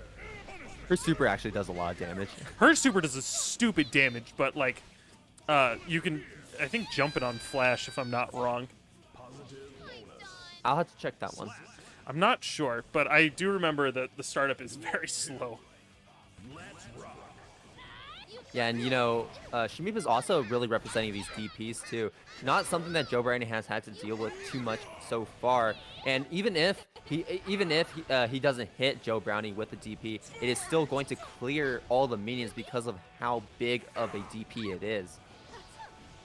Yep. Get that throw tech. I don't have any money on me. Get your hands out of my pockets. Man, get out of here. This is my corner. I'm trying to be free. I'm a free man now. And we're just starting it with the Leo mix-up, whipping the JT, and from downtown with the 2D, the most just absolute Leo moment I've ever seen. Throwing out those minions. There we go, baiting out the DP. Okay, nice. Joe Brownie being a little more aware of that option for Shmeep right now. Oh, he tried to use the super, and it didn't work out. Shmeep being so aware that Joe Brownie was going to set out that minion at that moment and went straight in for the kill to punish him for trying. You dare set out your little goober, is what they call them now. Are they called goobers? That's funny, actually. Most people call them that, actually. Got you. I just call I usually hear children or sons. We're actually getting a character switch from Joe. Moving over to Joe Brownie, moving to the Bridget. Interesting mix here.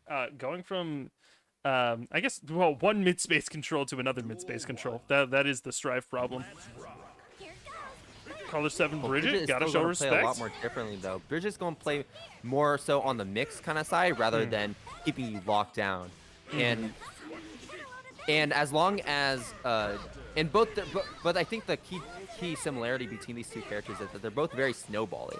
Once they can get that knockdown, they're going to keep looping that pressure, and very safe pressure too.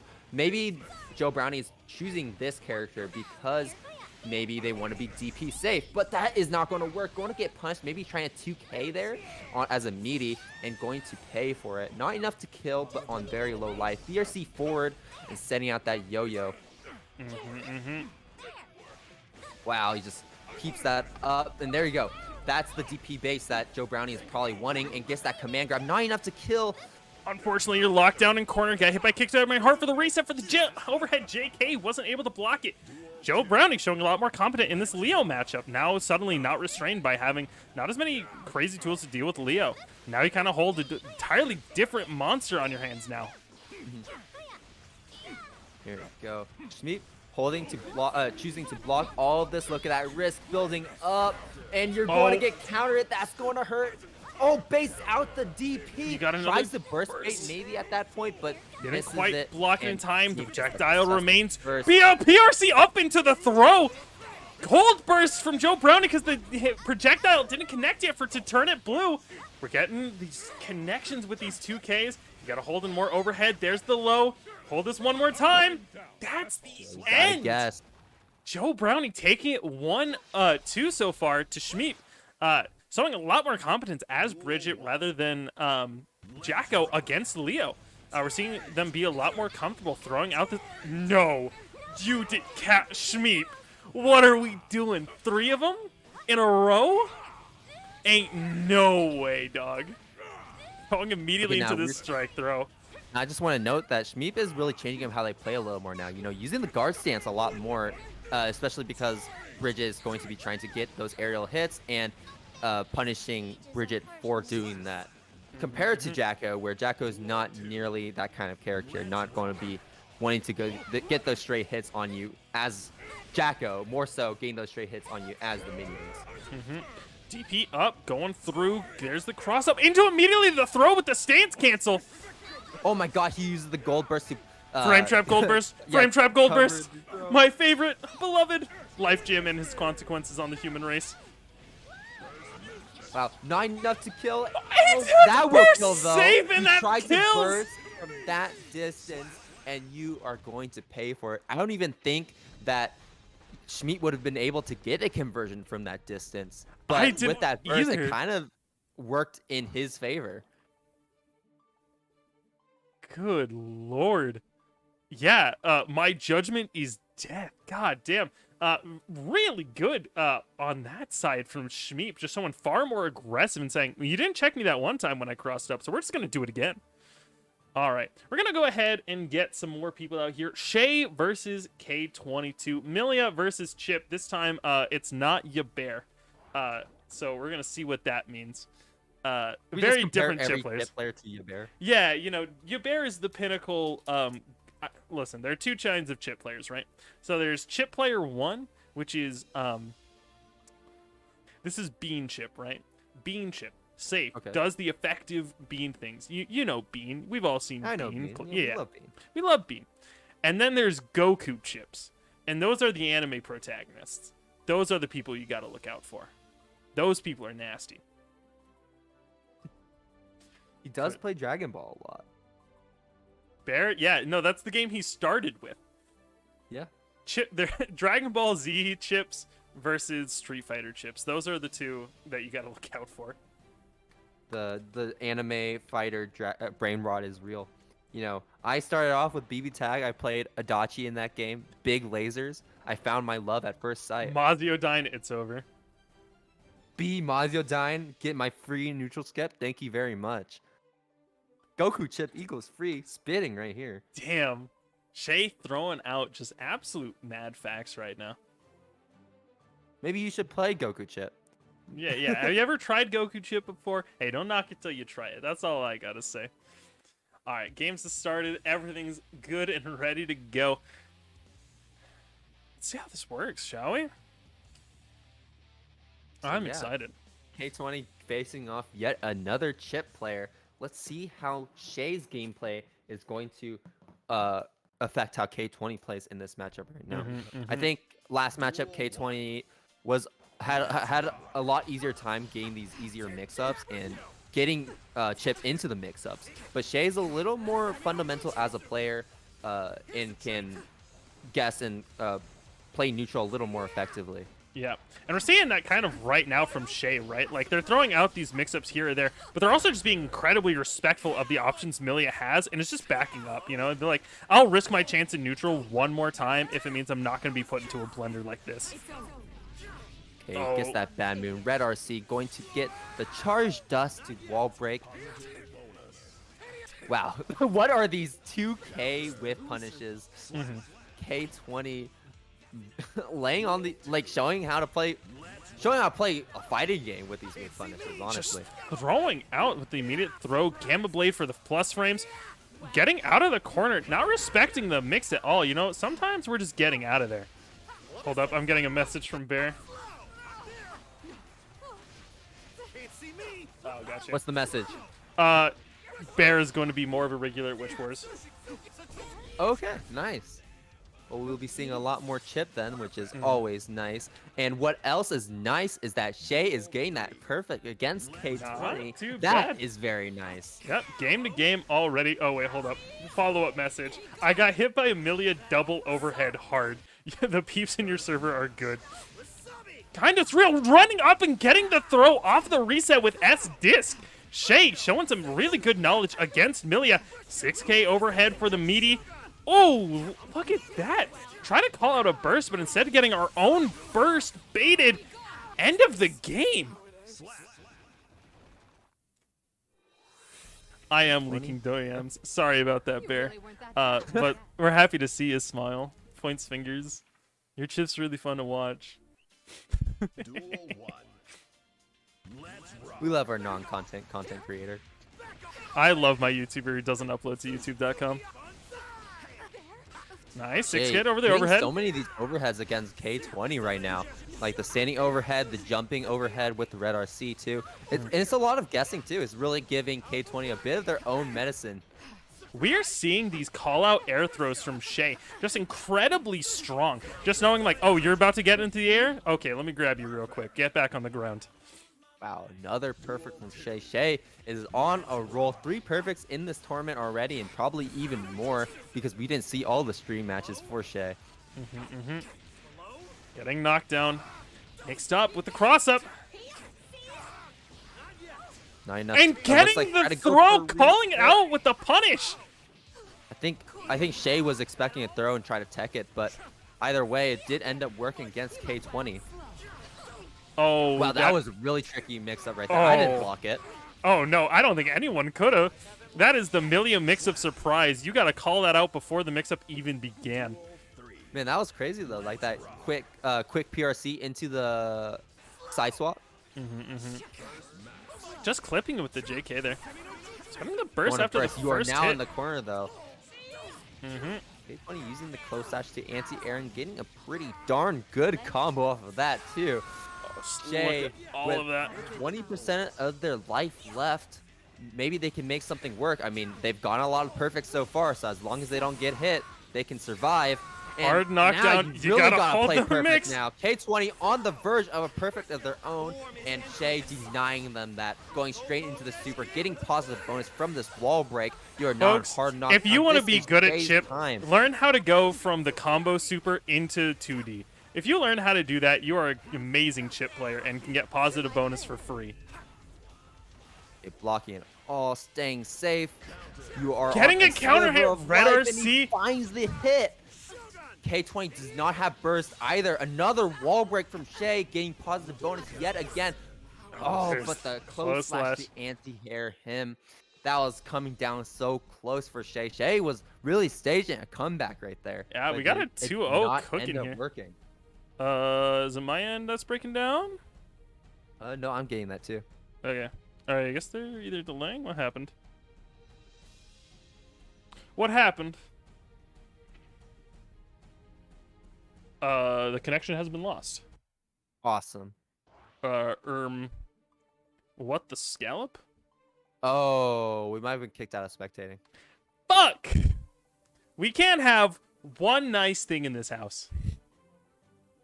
This always seems to happen with Strive, don't you think? Oh wait, Shea connection lost. Did Shea get their connection lost? Are they still online? They're still online. They're still sharing their screen.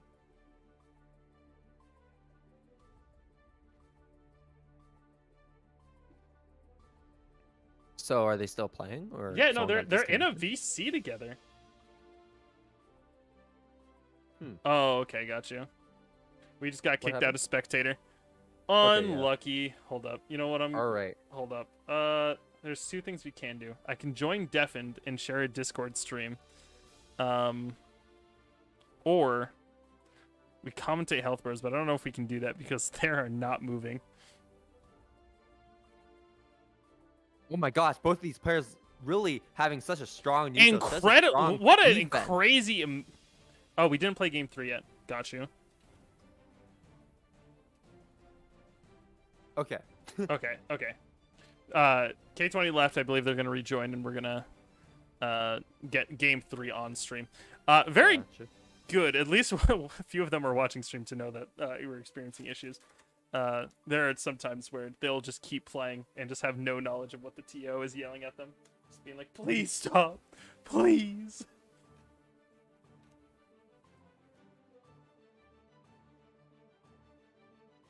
All right. Oh, I think 22 needs to boot up again. Gotcha, so just restarting the game. Yeah. But we do have loser side of top 8 fleshed out. Senor, Whis, and Rain, as we saw before, going to be moving on. Potemkin and Kai, as well as Supu, which is another Jacko, and Calhoun and Axel. It is the age of... I don't even know what to call these archetypes. The age of something. Something is definitely aging. I feel like I'm aging watching these matches. So much Hey, stress. yo. You're not wrong, especially when you see them just throw out so many buttons. You're like, I don't know what to do. I don't know the mix. I don't know what's going on. Emerald Fox, how you doing? Glad to see you around. Checking opponent's connection. Are you getting that too? Yeah, we're good. All right. Okay. We're all clean. We're all good. Everything's fine. Everything's golden. Starting off the round start 6H. Interesting option we're seeing from Shea here. All right, Shea has him Dashing in the corner, but second K20 still wreck out fighting for that back. whiff. It might look like K20 was going for a side swap there and accidentally let Shea out of the corner. That was a bit unfortunate. YRC going to fight back. Close slash, turbo fall, and Shea Here checking is K20. Run up into the throw. We got corner on lockdown now. Now you got to wait for it. Run up throw. We're just calling out these habits now a little bit. We're seeing, 22, excellent defense, able to block a decent amount of mix. We're seeing them just kind of get hit by these throws every once in a while. Oh, and K20 spent that Nice, burst. Now open not up. going to have burst going to the next round as Shea is still looking quite dominant. Shea's on set point, am I right? Yeah, K20 is on set point. Oh, K20's on set point. Yeah. They've been going got back and mixed forth. up. These Yeah. games very close, back and forth. We're just setting out disc and just breaking wall. We just wanted the disc around just for fun. Throwing out Shuriken unironically to build space, catching the jump with the overhead, whiffing Going the for super. weird. This is not going to work. Oh, this will work, but because he did it a little too early, it's not going to get the full hit, and he's still going to have to play a little more neutral in order to take Shea out. And the chip damage is going to close it out. We did hero burst there at the end. Might not have burst this time. Moving into the game here. We're on set point for K20. Hey, getting a nice hit with that Capel. You're going straight into the corner against Milia. Okay, turbo fall. Cross up. She can still cross you up like that. Just because you have a wall behind you does not protect you from those cross ups. Going We're for that minus. super meaty hair car. There it is. 2D into combo super, baby. Cleanest chip on this side of the Mississippi. Hard knockdown, positive bonus. Yes, sir. We're getting it going. Shea potentially getting clipped by Capel. This could be the end. Yup. Shea looking to use burst. Going straight for the run up super, but gets interrupted. That is not invulnerable. And K20 takes to it see it. over Shea. Milia over Chip. Both very fast, very strong. 20 will characters, make their and way to K20 grounds on the showing that. body of chip players. God damn. K20 showing that they are the superior fast character, it seems. All right, let's go ahead and flash down the losers if you don't mind. Let's go ahead and get Senor Whis versus our dear friend Rain, noted Kai enthusiast. Yes, Potemkin versus Kai. I feel like I see that matchup so often, but it's not a staple matchup. I have never been able to determine how people feel about that matchup because all I see are clips on either side of a Potemkin getting like fucked up in mid range, and then the Potemkin just destroying the Kai. I think I have no grounds on this one at all, but Kai is a super well-rounded character. Very big pokes, very reliable pokes, really good job at whiff punishing. Again, like stun dipper, Fujir arc with punishing you, and also with a projectile too, shock state. I think it's favorable for Kai, as most matchups seem to be against Potemkin. Whoa. But that's a bold take. Don't let certain people Yeah. around hear that. Don't let people hear the Kai's a winning matchup. It won't turn out well for you. Mankind You'll be really added on cannot Twitter.com. change society. we got nerf Potemkin, right? Yeah, exactly. Potemkin's a little too strong. A little too strong. Maybe we should just remove Garuda entirely from the game. Don't give him any sort of pressure at all. I think that's true, actually. I think that's real. And then, like, people stop complaining about Garuda. Yeah, exactly. All right, we're back in it. Let's go ahead and see what they got cooking here. We're seeing a very aggressive start here from Rain. Just this far slash immediately into the Stun Dipper, carrying them to the corner. I guess I feel, especially against someone like Potemkin, you can just press buttons. But with this just raw 5D eating up almost 80%, what is that? Oh, Yeah, no. I mean, if there's one thing about Potemkin that you gotta know, is that charge dust combos with this character will absolutely murder you. And what a burst bait, finishing it off with that Garuda. That combo going wasn't into the over tumble. either. No, not at all. Yeah, you could still sit K there. Holy. Yeah, I think 6K into FDB if I'm not mistaken. Wasn't out with these buttons. But here we go. Rain having a difficult that? time Oh!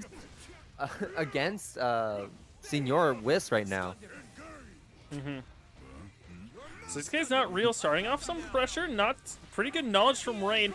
Get the juggle started and the charged dust. You're in shock state. You gotta hold this. Gonna throw, get another heavy projectile on the table. Blocking the hammer fall, going to get a punish off of it, and by punish I mean throw. Another throw, and Red RC going to finish it off with a combo. Keep it simple. Nice ending it with and that DP. clean. We're seeing a lot of something else going on right here with the Mega Fist at round start. We're waiting for a punish from Rain, but instead we get nothing, and he's just deciding to sit there and wait, not punishing the minus on hit. We're seeing a lot of... I will say that Rain is not really too fond of using their far slash or 5H in neutral as much as you would think most Kai players would. Instead, he's really favoring 5K and 2P as his options. Mainly, I'm going to guess because keeping up that stagger pressure, because Kai is very strong at that game. And Yeah. I think you're going to have to maybe represent a bit more of those bigger buttons to really keep Potemkin at bay and from approaching on you like this. All right. Back dashing and just hitting your shins. It's game Hit him over with from the there. foot. Give him a light tap on the shin. Say, oh yeah, you should fall over now. You should die now. Here, kick your shin. Goodbye. Give him the foot. Thank God he wears shoes. It feels Luke on the other hand. Luke just slaps you with his toes. I don't like that. Oh, yeah. He's just out here, and he's just kicking your shins with his raw toes. He got his grippers out, unless you got costume too. Shielding through Fuji Arc with Hammerfall. Interesting option. And we're seeing a lot of adaptation here from Senor Whis. We're seeing the sort of stagger pressure that he's been doing, and we're now being a lot more patient around these sort of 2Ps, trying to burst out with the YRC, but just not connecting. Yeah, and that's something that Rain is really strong at too. Using those 2Ps and 5Ks in building up that stagger pressure. And one benefit of that stagger pressure is that it can bait out a lot of those things. It can bait out DPs, it can bait out YRCs, it can bait out bursts. And I think that's why he's wanting to do it. All right, we got you locked down in corner now. Running up with the 2P, we get hit by a Hammerfall. All right, tumble combo with the Kara Mega Fist. Close enough And for there's our first buster. hot buster of the match. Woo! Going to break that back. I'm not gonna say that one. This is You aren't? This is a family-friendly stream. I'm not gonna say Oh nothing. my God, don't say it. All right, nice 2D there. We're seeing just these sort of raw 2Ds catching the throws. Uh-oh. You know, Trying Senor to- Whis also really likes to use that use that armor from Hammerfall, use the armor from Slidehead, and every single time he does it, Rain is hitting him with the move and immediately Red are seeing is such great awareness from him. Frame trapping That is there with the Dire Clot. It's the mark of that someone is who knows what they're doing. Definitely the whiff punish game at its strongest. You know, Stun Dipper, go in, Red RC, get the combo when you hit him on armor. Uh-oh. The round start DP, it's over. What an evil man we have here. The mental game has been won. Rain has constantly been playing safe, playing strong neutral, and here we go, round start DP just because he feels like it. You can't just do that. Uh-oh. Comboing out with the shield. Oh, God. That's dead. No. That's dead. I think you're dead. Oh, you're dead. And you can't burst that one either because Gigantor is out. God, what the fuck? Man, That is the blood pumping in the Potemkin players' veins. They want those Gigantor combos so badly. Gold Burst may have been a misinput or was probably expecting Rain to approach him. Either way, he is now out of burst and won't have any for a while. Hit, but getting the throw after delaying our air movement with JD, allowing us to get some time started, backdashing to avoid the throw. And we're just dumping meter here. Gotta do it. Gotta close out this round. Gotta close out this match. Rain still on set point 2, so. Calling out the food arc finally, need throwing out one these more. buttons. We just need a few more openings here if we're Rain. Nice anti-air with the Okay, yeah, there we 5P go. full conversion. We're seeing a little bit more patience here from Senor Weiss. Didn't have any meter to red RC that one. Okay, yeah, backdash on the slide head. That is very smart. And PRC the uses buster! the RC to react as a pause button in order to pot buster him in between his frames. We're getting thrown ourselves. We got burst to worry about on both sides, but not enough meter to make anything too crazy. Do any of this Now you're insane in mix. Garuda pressure. Oh, and he uses the far slash, hit him with those fingers at the very tip. What are you trying to do? Neutral jump? Air dash at me? Yeah, that's not gonna work, buddy. Listen, this is an anti-air. These fingers, they point towards justice, and it will be served. Throwing out the fireballs, just throwing out these pretty good pokes. Once again, we're seeing a lot of these 2P pressure from Rain, and we're seeing a lot of pretty good adaptation from Senor Weiss here. Either just knowing when to press, kind of guessing right on these stagger pressure options a little bit more frequently, which is kind of what you need. With the Senor Cora Weiss really Mega throwing Fist out these combo speed knuckles. into a guaranteed meeting. Wow, he Buster faced jump him scare. trying to block using Garuda and goes in for the kill. He wants you Goddamn. dead. The Buster jump scare here from Senor Weiss. You love to see it. Now you're in shock state. You got to worry about it just a little bit more. Wasn't able to make it combo. Gold burst frame Use the hammer ball second, use the hammer ball PRC pot buster mix. We're the jump scaring classic. again. Oh, Whiffing, he but we're tried going to win the lock him scramble on the into a way down. heavy pot buster, but it was not the right angle. Just a little too far. He could have gotten the game-winning combo, and now he's going to get counter hit in the corner for his troubles. We still got a decent amount of meter to work with. Throwing out the Gigantor. Situation now established. What are you going to do? Tries to jump over it, and we get our pressure started. Jumping back over to avoid the stagger. Pretty good. And that's not the match. We're on match point for Rain. We're seeing this far more aggressive Senor that we were just not ready for before, I don't think. Like, we no, haven't... not at all. Just throwing out these heavily offensive options out of just nowhere. Catching And, I Rain think it's off guard. because, Rain is a little more passive as a Kai player, more than you would probably think, because so while he's trying to block Potemkin's like, okay, I'm going to take advantage of this now. And I mean, that is the conditioning you get as ride the lightning for the wall break. It's not going to kill, but it's going to be a bad situation if you are Senor Weiss right now. You are hanging on to your last legs, your last life. Backdash, okay, but gets clipped by the bar slash Future arc, and you are dead. Rain going 3-1, knocking Senor Weiss out of the bracket, advancing them forward to fight Shea over there on the winner's side. Very impressive stuff overall, though. Just incredible adaptation from the side of Senor Weiss, being able to sort of make these comebacks and these very strong offensive options. Unfortunately, just was not enough to keep up with Rain there. We're going to go forward. We're going to actually be able to see the Supu versus Calhoun, which should be pretty fun, I assume. Axel versus Jacko. We're going to see a very spaced out match. I expect a lot of full screen situations to occur, but we're just going to have to rock with it. Mm. And, I kind of think this can go either way. It depends. Because Jacko is going to want to set up her minions, right? And that can be hard depending on how reactive Calhoun is going to play as, using Axel. And, just as I was talking, we got an Ozka locked in. Oh, wait a minute. For Forget everything I just said. We have an Asuka in the game right now. That is not a very popular character. A very hard character to play, mind you. Very random. It's kind of just adapting to not only your opponent, but you're adapting to your own character, which is so you're going to have to constantly react to what exactly you're getting.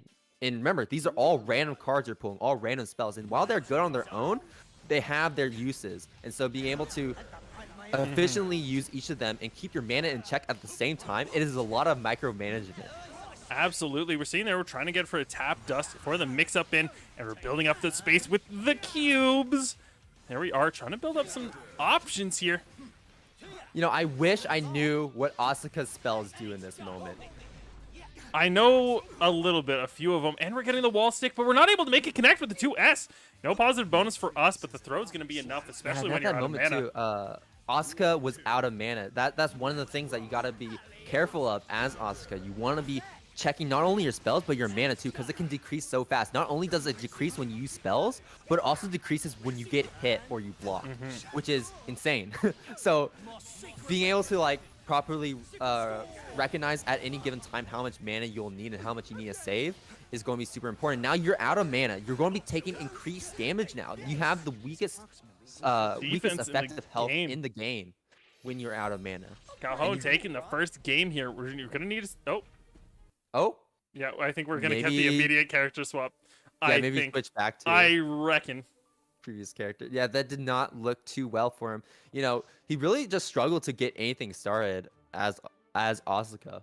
Every single time he maybe try to throw out a spell or maybe recharge a spell, Axel was immediately hitting him and punishing him for doing so.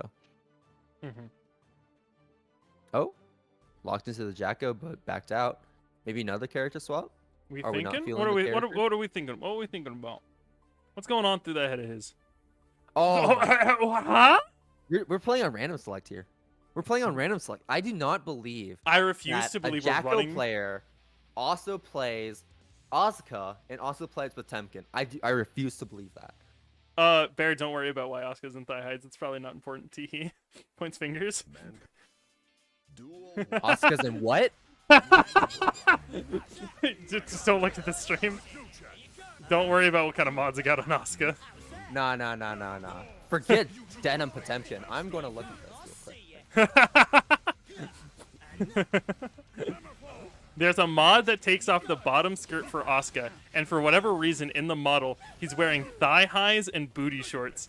And then I gave him a ponytail with a hair mod, and it created a very effeminate Asuka that's pretty base. Look, we're not going to worry about it. Maybe that's why he didn't want to play Asuka anymore. He saw it on stream. He's like, nah, we're not giving Relly this one. Getting beat up while in tights? Yeah, no. No, it's not. I understand him. We're seeing a very actually strong Potemkin here, able to deal with the Axel getting in and just causing some mayhem. Supu knowing a little bit here or there about the Potemkin matchup. It's looking like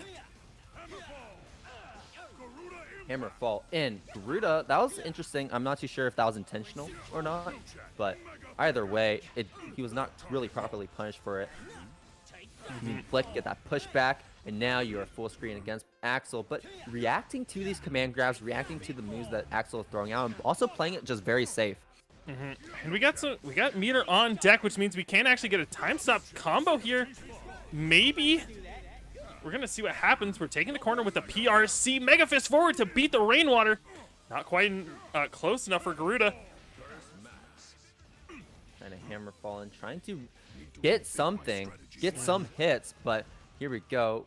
Throwing out those sickles and hitting him straight in the face. We're just spending the... Calhoun, if you tried to gold burst round start, but it was delayed on accident, and you just got a burst from the hit, I'm going to find you. I'm going to find where you are. Oh my gosh, these players, we're in top 8 right now, and they don't care. We're just chilling. We're just having fun. Counter hit, hammer fall. Does he have the combos? Oh no, drops at the very end, going for the reversal super. Gonna be able to block. So, because they blocked it in the air, they cannot punish that. That is safe after the second hit. Yeah, Hammerfall break. Very impressive stuff from Supu here. Just very, I did not know that they actually had a Potemkin that like knew what they were doing, especially against a difficult matchup like Axel with the 5D overhead. Ooh, taking that game there. I will say, it is surprising how good of an anti-air 5D is on Potemkin. It is actually crazy good. Nice, hitting it with the snail there. Bonk, bonk. What are we doing? We're at full screen now. What's the plan? JS, my beloved. JS, my beloved. You can actually answer that. It does work. You can. I think you can grab it even.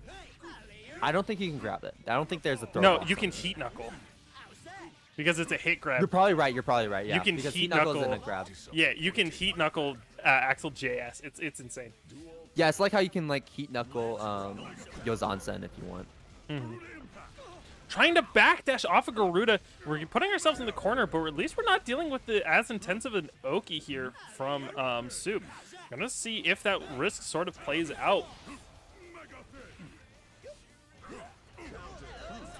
Counter Blocked hit. the Going burst. to blocked. I'll say though, it is very interesting when players get that counter hit from maybe like a close slash, and instead of jumping to jump cancel an immediate burst, they just wait a bit, probably just to bait a delay or to play it a little more safe. Double And Garuda double impact. Garuda going for the sweep. Oh, He missing tries the to go for the throw, but just a little too far away it seemed. raw tap dust from Axel. And we're getting our 2S counter hit. BRC fast overhead into a 5D. This is game. Yes, it is. Oh no, not quite. It's not. I was Just that like, little bit I of was life left. turning out to kill, but he gives him the shoulder and knocking him far away. Supo showing us that they got a pot on hand. Soup's got a little bit of. He's got something cooking. We're gonna see how Calhoun's gonna need to adapt to this, playing it a little aggressively, and maybe not the ways you want to be playing aggressively. We're seeing a lot of just these solid low pokes here from Supu, close enough to. Wow. Oh, it's like Use that, BRC. is it? Oh my God. Oh, going for the it's like teabag. that, is it? God damn. Oh, going for another teabag. Okay, we don't respect the other player here now. Supo, Not you in gotta this win. house. You gotta win now. If you lose this, committed. if you lose this, it's over. It's so over. If you lose this, you cannot complain about people bullying you afterwards. Uh-oh. I- Uh-oh.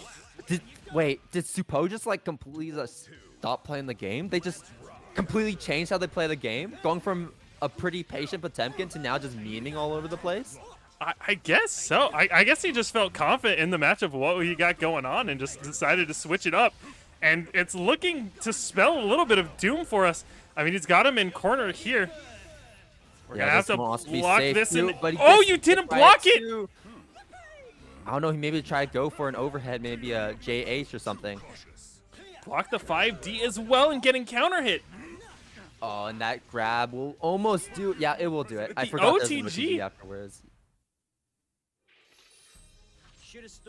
Uh-oh. Uh-oh. We're moving in a dangerous situation. You hitting shit like that, and now it's match point. Revert back, go back. We gotta go back. It wasn't worth it. We memed too hard. Was throwing the game worth it? Wasn't worth it. Spinning the burst. Okay, jumping these command grabs now, being a little more aware of what Calhoun wants to do. Oh, and you he can't went outrun just the a command little grab. too- Oh, he was just a little too late as that command grab just ran up straight behind him and getting that combo for Calhoun. Calhoun going for the goal. You know, I think that instant goal burst from instant burst from last time, that was a goal burst. That was 100% a goal Almost burst. guarantee it was. And with the red RC as well? What are these players up to? What is happening, folks? I guess Calhoun. Calhoun's Calhoun's just playing confident they just can an win this Axel now? game? I mean, still, Calhoun is looking really strong already with a huge life lead, but if you know Potemkin, he can delete that health in an instant. Just like that, you are now evening up the life pool. Both players just have the same amount of life, but Supu is down around, so he really has to win this one, while Calhoun has a bit safeguard. And wow, jumping in for the buster, going to set the point. AP to cancel the going to a fast PRC to get in fast, and then using Pot Buster to punish Calhoun. Supu is on another level right now. He's analyzing. I mean, after you do something like that, you gotta, you know, you can't let this shit down. You gotta throw it out. Tiny hits that Calhoun is getting on Supu is really adding up.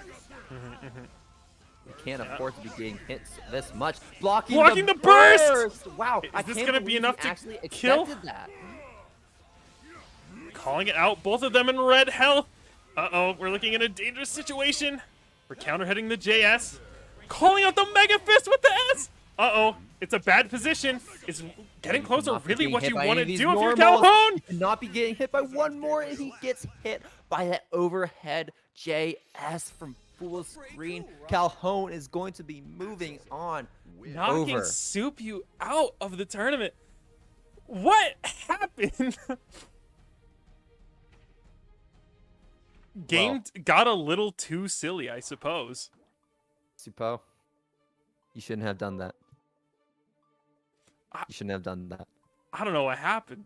We need to talk. You and me, one-on-one. Insert MBT. We need to talk about how we talk. Go through like the Oh, go ahead. Oh no, I was just saying we're gonna get Rain and Shea back on it. Chip versus Kai. You know how it is. I need to talk to Supu. You know those anonymous interviews where like they got like the black face and then the muffled voice. Blackface. Okay, that's not bad. Blur. Okay, let's go with blurred face. No, I know what you're saying. Where they're sitting behind the screen, they're silhouetted, and they're like voices. Yeah, exactly. Like, yeah. I got you. And then the muffled voice. I'm just like, so what were you thinking in that moment? What was the option there? Well, it happened a long time ago. I really do like the instant K20 chat. Oh,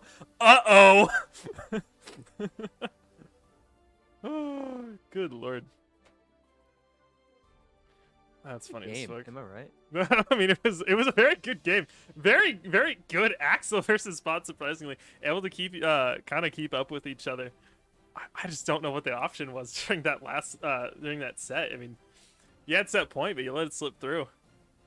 What the option was? We all know what the option was right there. I mean, the option was just win the game. Hey, the option was not selecting any option at all. All right, Rain needs 5 minutes, so instead we're actually gonna grab. Let's actually go up to winners then, shall we? If they're gonna need a little bit, let's go ahead and grab K20 versus Shmeep, and we'll get them in here. How's that sound? Yeah, that was bizarro world we're living in. Definitely a bizarre world. A Jacko Bizarre players. Going around. to Oscar. Going to Potemkin. I'm just... I guess. I mean, you're already in top 8, am I? I mean, well, yeah. I mean, you got the graphic. Yeah. That's what you need, but... I'm just so surprised. I guess if you're going out, you might as well go out with a blaze of flames. Suppose so. Alright. You got these little sit-ups. Who do we have up here? Shmeep versus K22. Leo versus Axel. Battle of the Blondes. Battle of the Hot Blondes. Points fingers. Fast. Winners finals, too. Yes, this is winners finals. Fast, aggressive, on top of you versus fast, aggressive, on top of you. One of which is through frame traps, the other of which is through devious intentions of mix. And we're going to see how it works. We're seeing an immediate round start 6P from Shmeep, trying to call out any sort of JS that K20 might throw out. Close enough to punish with throw. Leo back turn pressure. What you got to do with it? Another throw. Very good strike throw. Oh, so many of these throws overhead, going straight into the super. I think this is dead. No, you're not dead. It's going to be close, though, with the super wall break. We get back turn stance. Oh, maybe he's trying to go for another throw there. I think with the 2P, he might have. Shmeep just running in here and be like, all right, sit down. Let me throw you a few times. We're playing Street Fighter now. Let me get some of that free damage. Don't tag my throws, please. Games have been going pretty good so far. We're getting thrown in corner. Now it's your turn to hold some mix. TK Bad Moon. Ooh. Not what you want to be seeing. Instant overhead going for the low. Off the mix-up. And here we go. Shmeep already representing the defense. You know, both characters very fast, very aggressive, just as you said before. But Leo's main difference is that he's a lot more defensive. And even with those defensive tools, he can still be aggressive with it. He did that double DP. First one didn't hit. Just do it again.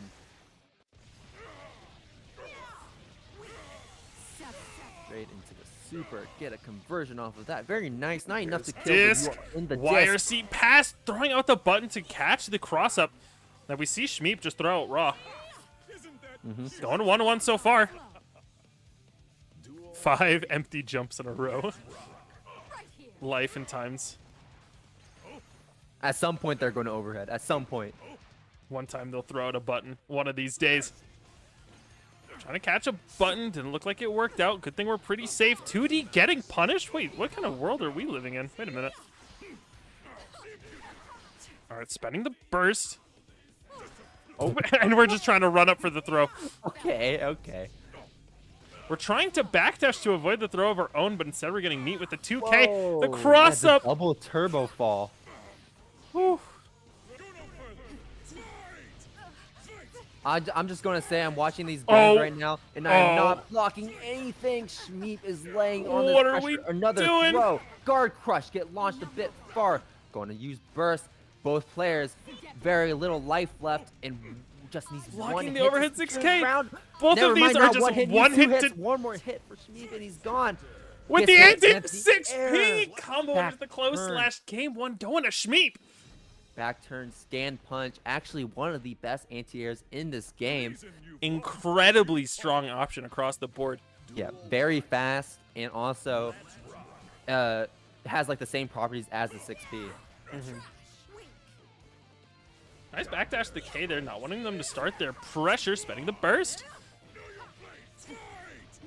Hey, get that cross up. We are now started. This is Leo Gaming into another cross-up into the same side. I do like how K20 is trying to check Shmeep for trying to cross up continuously. You cannot loop the pressure infinitely if you are able to recognize when Shmeep is going to really try and extend it. Absolutely. We're getting a wall break here. We're not going to spend any meter on it, though. Instead, just going for the positive bonus, saving our meter for something else. Potential mix-up here on the round start situation. Uh-oh. Got clipped by the overhead. Going to double jump, maybe just to get out of the range of the DP, but but Shmeep not biting, and K20 taking that round in game 2.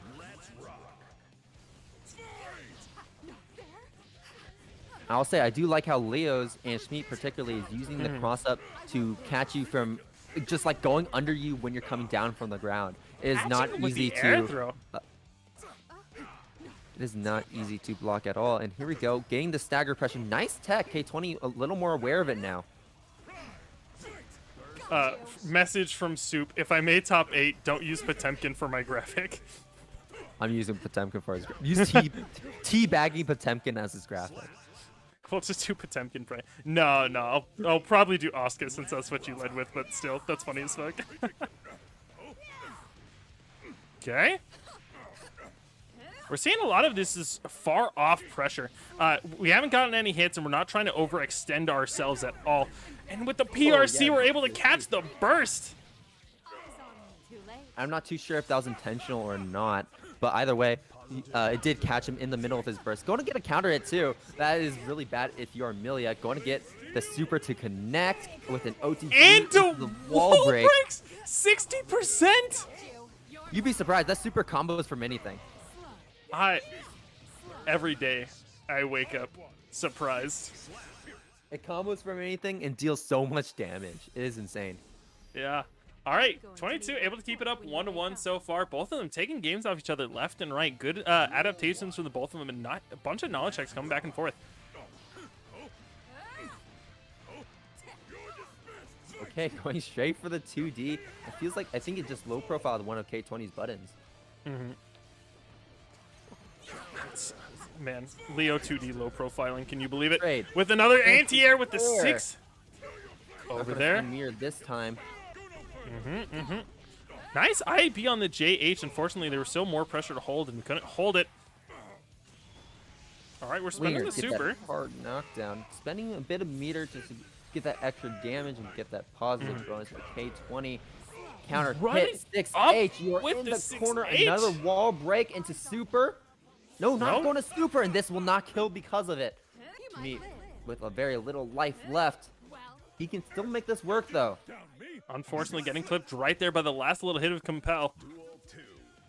We're going to have to see what they're going to be able to do. Unfortunately, is not easy to anti-air, if at all. Wasn't able to get a full punish off the whiff throw there. Unfortunately. Run up throw. Uh-oh, and we're getting our Blocks the DP that blocked. time. Winger breaking wall, getting the positive bonus. We got 50% to work with and burst on the side of Shmeep. We're not totally out of this yet. 6P for the anti-air. There it is, the Leo command grab in the flesh. It's real, folks. Trust. In Leo command grab, we trust. Simply the funnier button. Uh-oh, the slow overhead, overhead run. For the throw. K20 takes it 2-1 now on set point against Shmeep's Leo. Oh, wait, hold up. I Both think we're players being kicked playing from really connection. strong. A lot of back and forth. Looks like we're having connection errors. Maybe we're getting kicked out of spectating yet again. Yeah. Gotta love Guilty Gear Strive lobbies. Yeah, hold up. I'm Oh adding no, him. don't tell me you had to commentate health bars for this. No.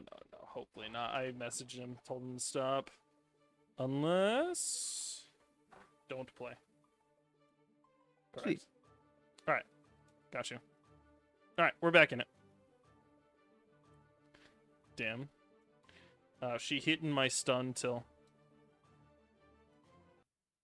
Go ahead, finish the sentence. She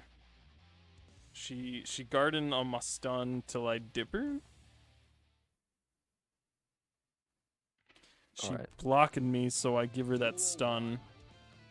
No. She's blocking me, so I give her that stun state. The shock state. There you go. She blocked me, so I gave her that stun state. Yeah, that's it. Oh, nice. Throwing the cross up there. Love to see it. A little bit of knowledge there. Having to block the double cross up overhead. Never looks like she's going the direction she is. She always looks like she's floating somewhere else. You say that again. I really like how K20 did the double jump into a backdash in the air just to stall their momentum just a bit so that they could properly punish Shmeep and really get that hang time needed. And that one option right there is what gave K20 the game in that one moment. That extra time in the air really helped out. And Backdashing the go. 6H, getting rid of the main pressure starter. We were mostly away from the disc. I didn't know how much we were worrying about actually having to block it necessarily. We're spending the burst, not wanting to even approach corner.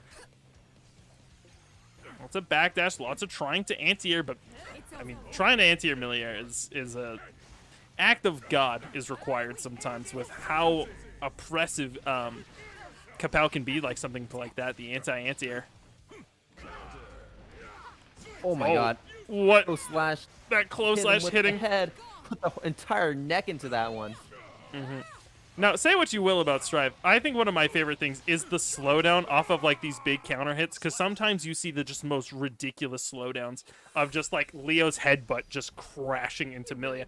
Regardless, K20 taking it 3-1 over Shmeep, sending Shmeep down to loser's side. However, we're not out of the water yet, folks. We got a little bit more to go through. Let's go ahead and get Shea and Rain in here, huh? Alright, Shea versus Rain. Sheep. Hi versus Chip. both. Oh, I was about to say kings, but I forgot that Chip is actually a president of his own kingdom. True, true. He, instead of choosing to be a king, he chooses to be a president. Very real. He elected himself. I mean, was there potentially some other person running against him? No, of course not. He ran uncontested. But, you know, he was elected, to be fair. Mankind knew that they cannot. All right. Duel 1. Let's rock. Immediate 5K already. Shea on the advantage, and Rain having to hold all this. Nice tech though. Yeah, we're seeing a lot of we're seeing the ability to deal with stagger pressure as much as Rain is able to dish it out as well. Yeah, both of these players, both of these characters pride themselves in their stagger pressure and how well they can get a fish for those counter hits. While and also not even just counter hits, but also whiff punishes because of how fast and mobile these characters are. And going straight into the Rise of the Lightning, I think this is enough. No. Spending just a little bit of life level. We do have some meter to work with potentially. We're not going to have any chip out situations, but it's going to be really close. We have potential to start some nasty mix going on.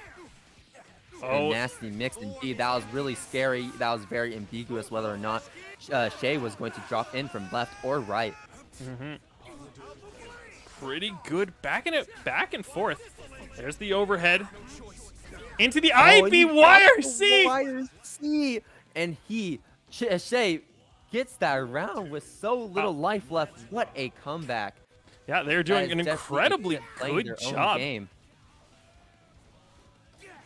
All right, here we are, keeping it backdash, just getting outside of all of Kai's pokes. They're just doing an incredible job of just keeping outside and whipping the burst. Rain! You're locked down in corner, no defensive options. Building up that risk as Shea continues to lay it on him, not letting up.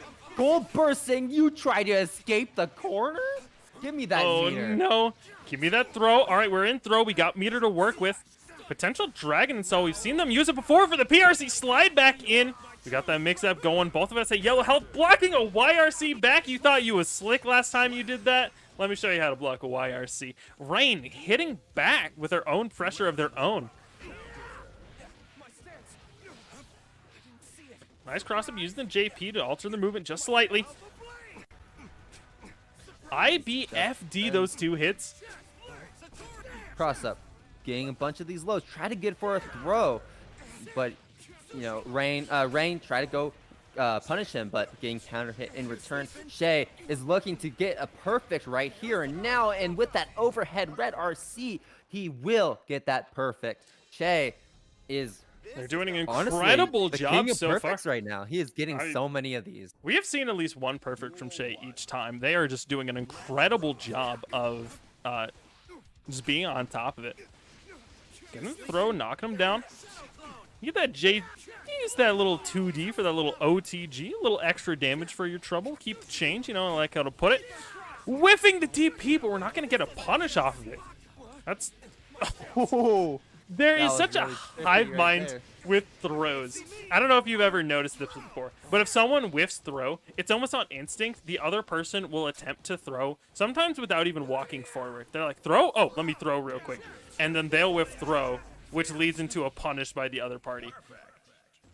Double perfect on the side of Shea. Well, technically not a double perfect, but we got two perfects on here. So it doesn't really matter in the end. I mean, listen, sometimes you just gotta hit it. Throw it back. Another throw.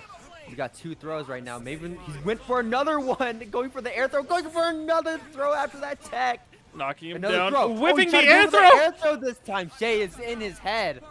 Getting a throw of our own. Look at just the strike throw pressure from these two. Just back and forth. All of these staggered into potential throw attempts. Whipping the K Alpha into some serious knockdown. Burst blocked. Oh, not enough to kill. Combo dropped. At the very end. But this will take it. Shea already 2-0. Very fast. Very convincingly, too. Was that two perfects? Three perfects. Two perfects? I think we had two perfects. Two perfects in this set. Got a bit of a cross up using the Alpha Blade. Not bad. We get some corner carry there with these last couple of hits. These 5P, 5K is sort of adding this little bit of corner carry. Really like how Shea just went out of the range just enough out of 5H so that he could whiff punish Rain. Whipping the DP, trying to get a punish, but just whiffing it. Both these people have whiffed their own DP punishes. You hate to see it in immediate bounce back with the JH. Woo, man, chip movement is something else to behold sometimes. Catch him with the low and throwing him through. There it is with the orb. JD, my beloved. Oh my god, throwing him. Maybe expecting a throw from Rain, but Rain not looking to throw there and getting thrown in return. Trying to call out a potential throw or backdash. Wasn't able to make it successful, though, with the PRC. Get the wall break regardless. Shea on set point against Rain, yet to drop a... Oh, I'm not too sure if he dropped a single game yet. No, he's dropped a few. One? He dropped one, I believe. One game, okay. So Rain's really going to have to adapt to how Shea is playing right now in order to actually sneak by some more rounds. This is his last chance, and he is building up that damage. But if we know Shea and how he's been playing before, that damage is not going... That low life is not going to matter to him at all as long as he can run his game plan and not let you press a single thing. True. And especially because it's chip and with such a high guts modifier, sometimes being at this sort of like lower-ish life is almost the same as being at like a pretty normal size health bar. These guts ratings sometimes, they go crazy. Renhart, see, all these diagonal Alpha Blades really putting in the work against Rain. Rain failing to block them, and he will get this combo to take the round. Rain has those signs of life, but can he bring it together to take this next game? We're going to see Rain on top of it, going for an empty jump into the throw again. This time going for a JH to go for immediate, calling out the jump in with the JP and getting a wall break. We're in positive bonus with no damage taken on us quite yet. Now he got one damage. Not a perfect anymore. Not a perfect anymore. Not worth the win. Okay, Rain choosing to spend the burst at that moment. Goes for the DP, but you are too far away. And Shea takes you out. Did not need any of the meter they got. Going what on a forward. convincing match for Shea right now as they move on through losers. And unfortunately, we'll have to say goodbye to Rain in this bracket today. Unfortunately, the king has fallen. Send it to D4C. We lost another one. But we are going to get some more going on. Joe Brownie versus Calhoun. We're going to see how they got cooking. Axel versus Jacko. It's a matchup of all time. Axel has a lot of screen control, can deal with minions somewhat effectively. But, you know, with lackluster defensive abilities, is kind of going to get beat up if they ever get pinned down for even a second. Well, I mean, Axel got a 4-frame kick. I mean, when you put it like that, you're kind of spitting, actually. Sometimes you forget that he has that 4-frame low, and it goes far too. It's not a small button.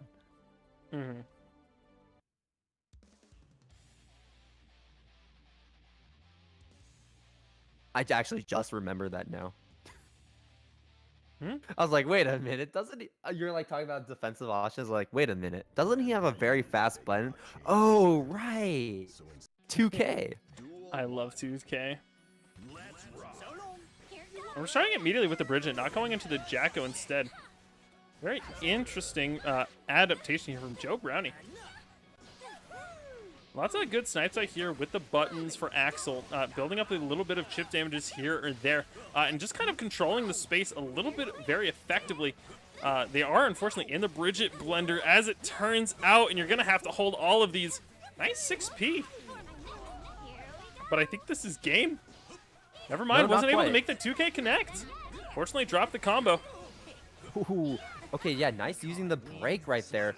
That is safe at that distance, so properly spacing it out, and you can hit someone for trying to punish your segue. Man, an incredibly strong move. I mean, it's frame trapping. It leads into a potential strike throw if you just decide to do nothing with it. It's an overhead. It's an anti-air. What a move in general. All right, now we have the yo-yo up high, and it's coming down from above, hitting you in the back of the head. You gotta be paying attention to these sometimes. Man, it's Now, it's kind of here we like go. lychee staff now that I look at it, right? Like it's just this move that just comes back, makes it so you can't really be feeling too comfortable Okay. anywhere on screen. We shouldn't go that far. We don't need to go Listen. that far. Listen, people compared Kickstart My Heart to Kokonoe Gravitron. They got a. There's been I've heard a decent amount of Blaze Blue comparisons for this character, and I think it's very Nah. funny.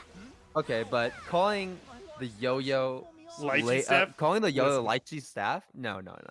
But it might be a little far. You'll know if it's lychee staff. Duel Kickstart My Heart is stronger stun nipper. What a bold statement. What a bold statement. No. Kickstart My Heart is a stronger hammerfall. That's what it is. Just immediately going into the run-up after the break. We get something started, a little bit of an overhead here or there. BRC. Getting a throw Getting off that the pause button and BRC. going for the punish throw. You are now in the corner. Calhoun tried to punish him, but we're going to go for a trade. Throwing out buttons here or there. There's the Kickstart My Heart. Throwing it down. Okay, YRC wanting that pressure back, wanting their turn back.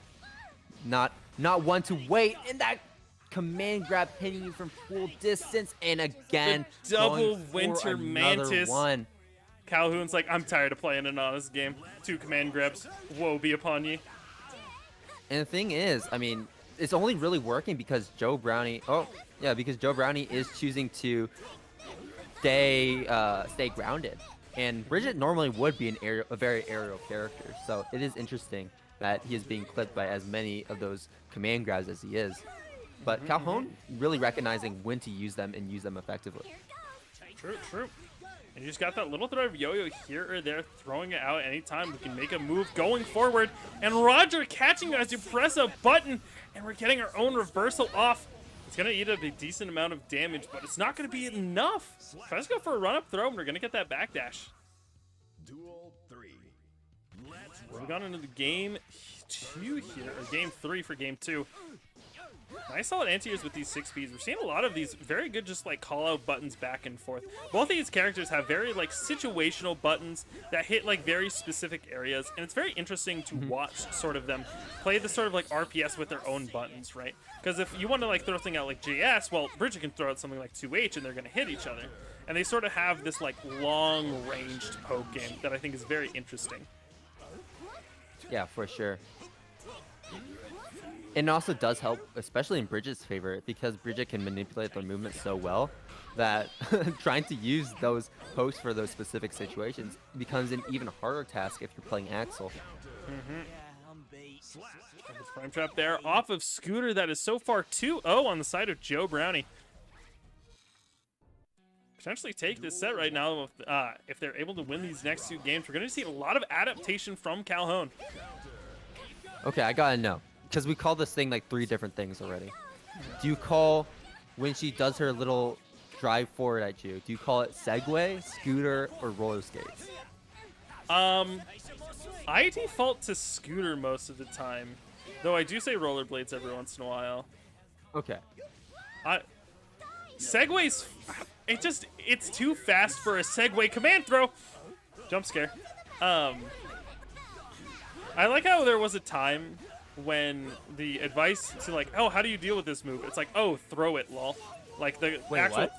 Yeah, you can throw that. If you time it correctly, the throw window for Bridget doesn't start until a few frames after they've landed, and they still have an active throw hitbox. So if you time it right, there's like this 4 or 5 frame window where you can throw Oh, yeah, the Bridget command out of grab, right? Yeah, the command grab. Yeah. And that was like the device. Like, how do you beat with this? Like, oh, just throw it, lol. And I just think it's funny. Yeah, you can pop buster it. Yeah, it's really funny. So not the lows, pokes. Into the red RC, clapping it down. We got a wall splat going. What? Oh, I don't know. Tried to break maybe like wall with putting 2S? a super or something. I'm not too sure. What super do you have off of S? The core circle back into the forward S. But even then, I don't know how you would miss input that with 2S. Yeah, but yeah. Not sure You know, either. we're in these game-winning situations. The nerves are getting to the players. True, true. We're at that point here for Joe Brownie. Nice closing out that round with Roger, just being able to call out these buttons. Even if you do trade a little bit of health, it's worthwhile. You know, you just get this guaranteed tracking projectile that just counter hits you for a decent bit of damage. Nice, running up with these lows, just bullying Axel's ankles, just keeping such control of this ground game. It's pretty hard and difficult, especially if you're trying to get in on something like Bridget. Hey, here we go. Back in the corner. Calhoun hasn't really been having a good time against Bridget's mix right now. And now you have to guess for your life and guess he did not correct. He guessed correctly. He did not, as he gets clipped by that 2S. All And right. Joe Brownie moving on over Calhoun. Going into losers round 7, we got Shea versus Joe Brownie. Both? No, I was about to say, yeah. We got Chip versus Jacko. Or Bridget. We will see. As Joe Brownie has demonstrated, they do have a very solid Bridget along with their Jacko. We're going to see. We are going actually to the Jacko this time around. They're locked in and ready to go. Maybe Joe Brownie was just not confident in their Jacko play versus Axel. Because as you were saying, like Axel can so easily clear the screen if he wants to. So setting out those minions can be quite difficult. And using Bridget was the smart play in the end, especially because of how he can manipulate the movement to work around Axel's longer pokes and screen clearing moves. Right, right. We're going to see how it's going to work out for this one. Chip having to get in on Jacko. Very fast, very uncommittal buttons. Has a pretty good ground game of destroying minions, but definitely a lot less life. So you're put in situations where you get your rank crisped and just kind of get TOD'd almost, I feel, from Jacko Clap. And Shea already getting a pretty solid combo.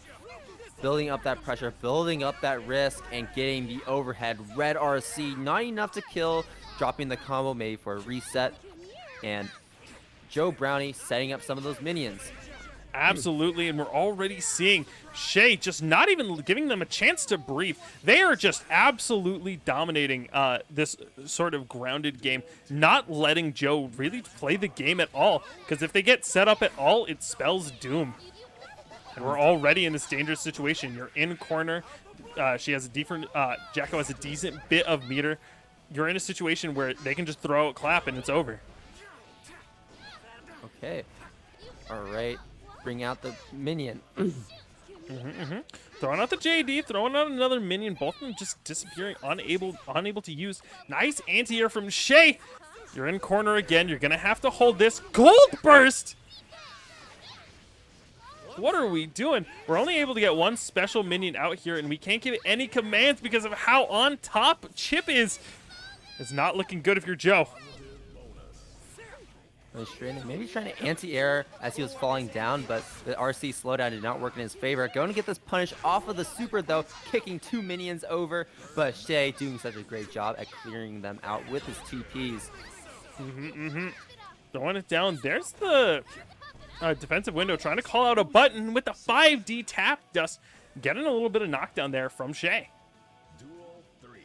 All right, so these players looking pretty evenly matched right now.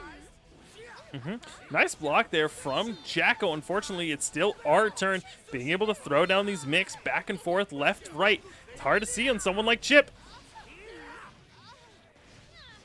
Oh, just look at these throws. Blocking the gold burst too into the wall break. Wow, with a perfect too. First All of these perfects. game. No, fuck, hold up. Are we getting kicked out again? I think we are. I think we are.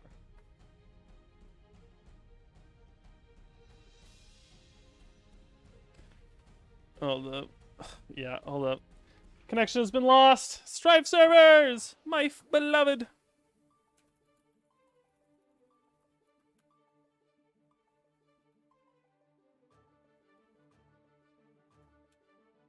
Okay, let's see. And we do got the game on lock Let them know they're good to go once more. Asuka? Huh? Wait. Huh? Joe switching over to the Asuka or Kraut? Hello? Joe didn't play Asuka before. No, they didn't. They was Bridget and another Asuka player going to represent the rather effeminate Asuka on Shadow Reli's stream Wizard right now. Money Gang. Let's see it. Listen, I'm never opposed to seeing them once I got an Asuka. God damn, why does he look like that? Okay, well, let's see how Joe Brownie can play Asuka. You know, again, very hard character to play, especially against Chip now. You know, Chip is very overwhelming. So having to micromanage your own spells while also keeping track of what Chip is doing is going to be really important. But look at that teleport damage staying on building top. up. These spells do so much damage and hit like a truck. We have a decent bit of mana control as well. After the wall break, we're still going to have half our mana left. We are at some point going to need to find a time to refill. With the YRC, we might have a little bit of time. Rebuilding the spell, spending the meter. Nice blocking for the game. Asuka taking the first round. And this is really strong micromanagement right now. Keeping track of your mana, not throwing out spells willy-nilly, and using that overhead too is so important. It's so strong too as an option. Look at that damage just building up. It just scales so well for its combos, especially as a starter. There's the burst. Sending out some cubes, anti-air. All right. Backdashing the low. We're still stuck on the first deck. It's not the place you want to be in as an Asuka player, but it's something to look out for. Well, I want to think that Joe Brownie is being a little more conservative with their spell usage right now, but even with that conservativeness, their mana has now run out from the damage that Chip did with just that combo. look at that damage! So little guts, so little effective health. Without mana, you are dead from just a single combo, a single good combo from Shea. True. Wasn't able to get the cross up there off the Alpha Blade. We are get some pressure locked down. Time to get the game plan started, setting out the cubes. Using the low to get a combo off. Okay, we got really great awareness. Really scrolling through the spells, knowing what's good in each opportunity, and also being able to combo each of them effectively. Yep, but now you're out of mana broken. yet again. You got YRC as your defensive option, and you're going to want to keep them off you. You charge that mana. Okay, try to go for the super. Shea was getting a little too cheeky right there. Nice, solid manaless combo there. Getting a little bit of stuff done with the 2D into the spell. Run up throw! Joe Brownie taking the first game after the switch to Asuka. Suddenly he's been like, you know what? Jacko's not the move. Let me switch off. I got this. Also, that is one of the coolest throws in the game. I think that's the coolest throw in the game. So cool. Just this run up into the long drawn out. Bam! Shoots them with the arrow. Oh, it's such a good animation. I think one of the other better ones is more not because it's cool, but because it's funny. It's when Pot air throws you. He'll like grab you and then slam you on the head. It's the same thing with Happy Chaos's air throw, where he grabs you by the shirt and he just bonks you on top of the head. Well, Happy Chaos isn't as funny, I feel. Okay, well, no, I do know what you mean. Just like these like grab. Potemkin's like a full thing, and he just like hammers you. Yeah, Potemkin just does like whack-a-mole with you. Yeah. Where's the GIF I have? It's Potemkin grabbing Bramlethal, and it has like the speech bubble. Oh, I think I know what you're talking about. I can probably send it if I can find it. We're actually getting the character switch here from Shea. They decided, you know what, fuck it, we bridge it. And I respect the decision. We're going to see what they got cooking here now. Blue cube. Archipelago! Woo! The Exodia move! We got one piece of Exodia. I will say, though, it is really interesting how so many people are pocketing Bridget. Like, Bridget seems to be the premier pocket character in this tournament right now. She has a lot of decent matchups and has a lot of the ability to mess with you, especially when you're not ready for it. Just with someone with so many like good or even matchups, it's not a bad option to sometimes just play a character who's just good into most people.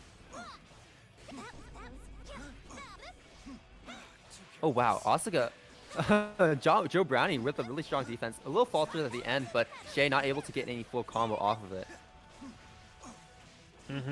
Now we got more meter for the reset. Trying to throw out a spell, but it's not working, and we're mana broken. We're gonna have to.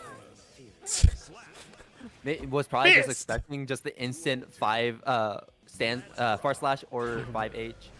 Oh, almost a guarantee. We're backing up. We're building a little bit of space. Able to block the overhead this time around. Block the second one? Yes. How about the third one? I think what's really important to note too is, Asuka, while it can be hard to adapt to how the character plays, Asuka just has every tool in the game. Every tool in the game. It's just a matter of If you're gonna pull it knowing from how the to deck. get those tools. Yeah. And sometimes it's just very great mix-up tools. I mean, a decently fast overhead, a command low. Like, there's a lot of really strong tools that Asuka has to be, like, even, like, manaless to be a threat. Like, obviously, you're going to die if your mana's broken, but if you're able to keep a little bit of distance, you build so much time to charge your mana back up and search for spells. Yeah. You get hit by a single one of those cubes and you're being sent flying. YRC does not want to deal with any of the Bridget mix. Last time that happened, it did not go well. And with that grab, we are evening up these rounds. Duel 3, let's rock. 1-1. Calling it out, sending out the blue cubes. There's the yellow. There's the low. We don't have any spells on deck. We're going to need to find some time to get our spells back, but we don't have any opportunity to get a combo started, meaning we have to either riskily get them out in neutral. We're losing mana as we continue going forward. It's a bad situation. Asuka's like that, Like, he can get snowballed so easily because he just gets gatekept out of his main resource the minute you're able to out-pressure him. And wow, Shea is not letting up this pressure at all. He knows that Asuka is suffering without any of his spells, and he needs time to recharge the mana, recharge those spells. And I like how Brownie is, instead of going for the spells, kind of going for that mana. I think he values that as much more important, being able to use the spells later on, because even if you do get the spells, you can't use it if you have so little mana, if you're constantly getting hit and getting that depleted. Absolutely, absolutely. And, sometimes it's worthwhile, spending your life to gain a little bit of mana back, because ultimately it's going to save you more life in the end. Wasn't able to make the connection, and we're going to get the backdash off the 2S for the conversion. We're going to take it 2-1 on the side of Shea. Now you're in a situation here. We are going to stick with the, we're going to stick with it. We're going to stick with the Asuka here. We're going to make this character work. And honestly, I'm all for it. This character is so cool. What an entertaining character to watch. All right, there it is. Sending out the cube. The overhead Hit him with spell. rock. Ah, Rock, how I've missed you.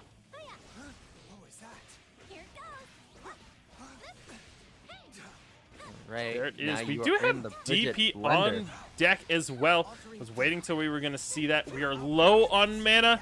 We're out of mana. Oh, yeah. Okay, no, Just- recharge. We had 1 mana left. Singular mana. And after this block string, I don't know how much we're going to have left after that. Nice check with the 2P there. Mana broken. Right. Now we're in a dangerous situation. We get hit by 1 Bridget mix. It's like being hit by a normal character's combo with the command throw. That's game. And you can just see that risk building up too. Asuka can't get out of that situation with mana broken. And the risk building up too. Like, once you get hit, you are guaranteed dead no matter what. I mean, I've seen the 900 damage soul combo on Asuka. Asuka is just the new the new chip training mode character. Yeah. You get the counter hit combo that mana breaks into like full thing. It's awesome. Hey man, You love to see it. I got a sweet TOT on a combo. Which character did you play against again? Mana broken Asuka. Yeah, Asuka mana broken. Okay, Alright. yeah, smart call out on the call- segue. Want to do the out the segue. super? It calls him out. We got a Wait, few this from using teleportations teleports. on deck. I don't know how useful it's going to be in this situation. If we're able to get it out. And that is game. Shea taking it 3-1 over Joe. Leading me into the troubling conviction of who do I put you as on the graphic?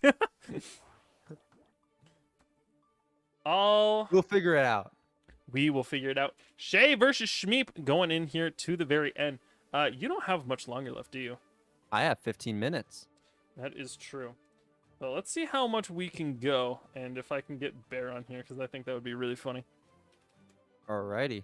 Alrighty then. See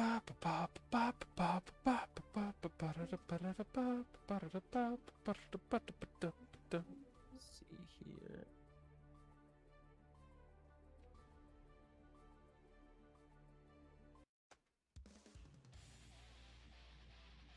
Yeah, it's been a very interesting top 8. Lots of characters who kind of just grind the game down to a halt. It's been very interesting to watch.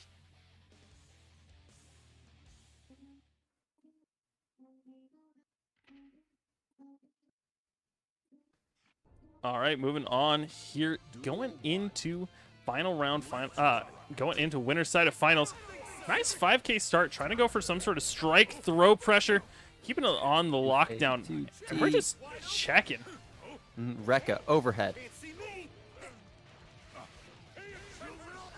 All right, bursting out of the overhead, getting that cross up. Yeah, again, I really like that option of Shmeep using the cross up to go under someone from jumping and just catching them off guard. We're getting the throw off, and we're able to get the JS catching the backdash. A very strong option here from Shmeep.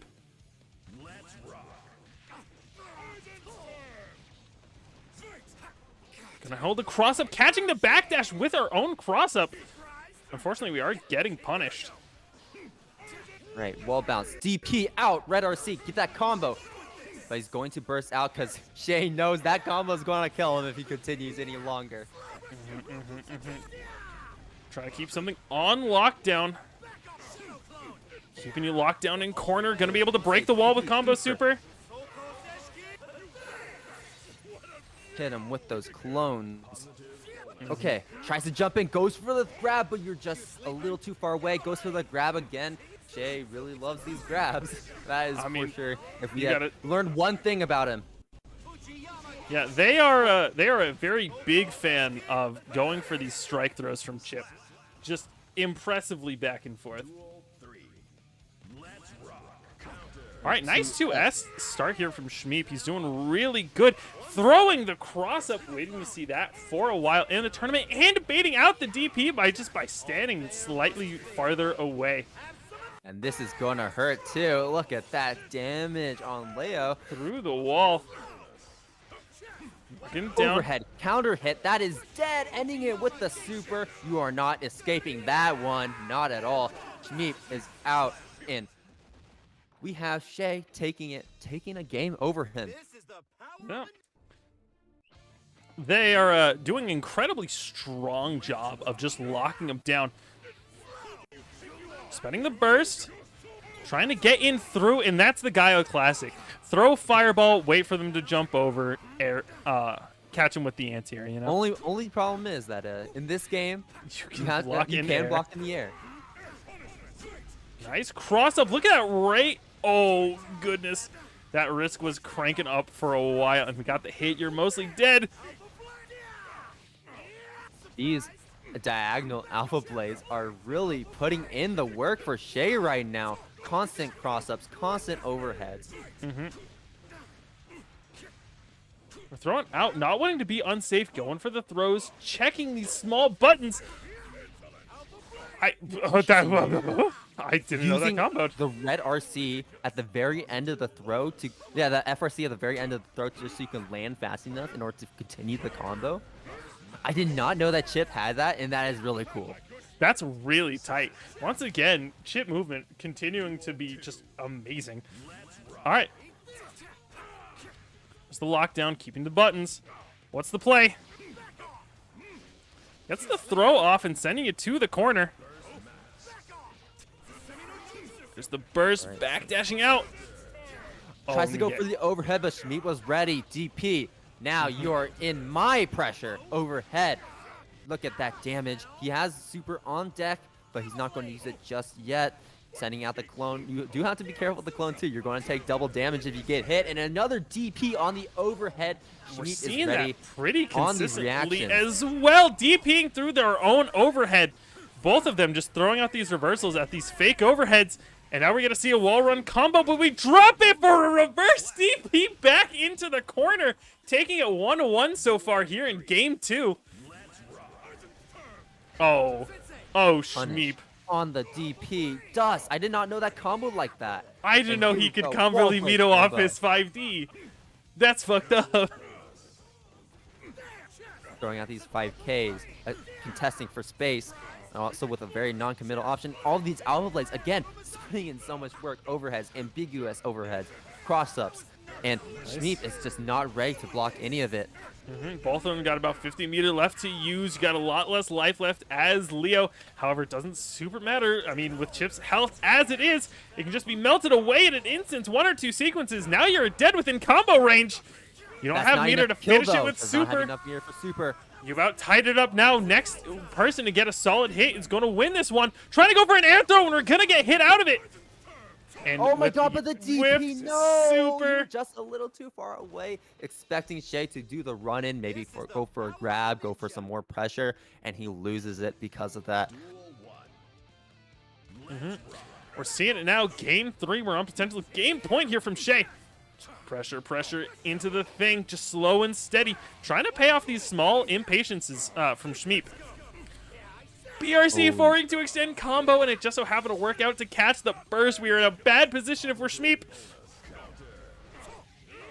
Big counter hit for Shea right now. This is enough to kill, bring him all the way to the wall, and oh no, not quite. Not enough to wall splat. Able to IB our own There's burst big and take pushing the him- corner. Burst pushing him back. Projectile, stay plus, and no, Shea. Shea not like Shmeep this. timed that just too early and got blown up for it with a throw in return. The delayed second overhead, trying to go for the small light DP. Unfortunately, it's getting blocked. You're eating a decent amount of damage here. 50 meter to work with on Chip's a scary thing. 5P, all right, get that counter hit. Not going to lead to too big of a combo. Nice Backdashes a shimmy! throw and gets a throw of his own. Jumping to Blocks block the but it's Alpha not by Blade. Jumping. That was a much smarter option now because now you don't have to guess on the cross up, but because you DP'd it, you're going to get punished. Burst came back at just the last second, but it did not come fast enough, and now Shea takes it over Shmeep. 3-0 over Shmeep, just rocking it. Back to meet K20 over there in the finals. I think we actually, you know what? We might actually be able to get this in just enough time. It's going to cut it, though. I think they're both in this room, hopefully. All right. All right, I'm going to have to go. Are you? Unfortunately. Unlucky. Understandable. Just I in wish you the time best. For Just in time for grand grands. We K20 knew it. You're going to be cutting it close versus regardless. Shea. That's didn't they play before actually? Yeah, they did. And, They were K20 Shea won last time 3-0. Either way, this is going to be a pretty close matchup. Shea getting such a great losers run, and I hope the best for these players. I'm going to have to go. I'm Salte Boy, and thanks for having me on. I'm going to go Of course. commentate beginner beatdown now, and have a good one, y'all. All right, have a good one. All right, now you're stuck with me, folks. Hey guys, it's me, Relly. You're stuck with me. You know, now that it's just me, and I'm gonna give you a little something to look at. How does that sound, huh? How does that sound? Hold up. Where is it? Where is it? Come on. Oh, there it is. There it is. Hey, now I'm a little PNG and I'm talking. Ain't that crazy? Hey, how you guys doing? We're back to my PNG days. Duel 1. Let's rock.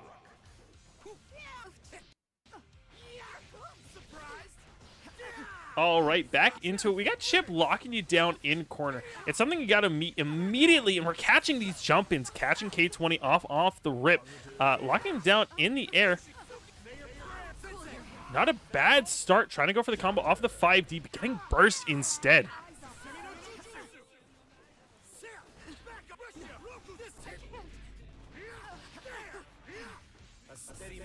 with the 6K going for the overhead, unfortunately not able to make it work.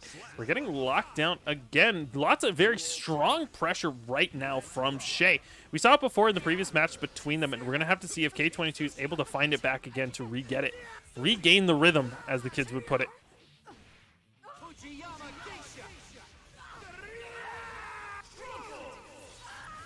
Lock you through the walls. IBFD to keep Chip off of him, unfortunately, wasn't enough. Chip's still going to take his turn and going to take a very fast game one. This is the power of a ninja. All right, we're getting back into it, going already into game two. 22, going to need to find the rhythm to deal with Shea once more. They had some pretty close games back and forth, if I remember correctly, taking games off each other. And it looks like Shea's a little bit more warmed up, a little bit more practice, having to fight their way through losers. Definitely more in the rhythm, so to say. We're seeing a burst bait there with the extra jump, ruining our Oki just slightly. Worthwhile, though, if we could have gotten that burst. Unfortunately, we're waiting it, getting counter hit into the combo super and through the wall. Folks, it's Jover.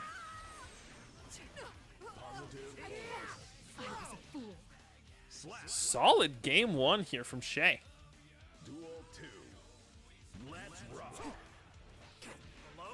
Getting the knockdown. There's the orb. Wasn't able to block it in time. It's going to eat a significant amount of damage. Wasn't able to make the combo connect off of the dash.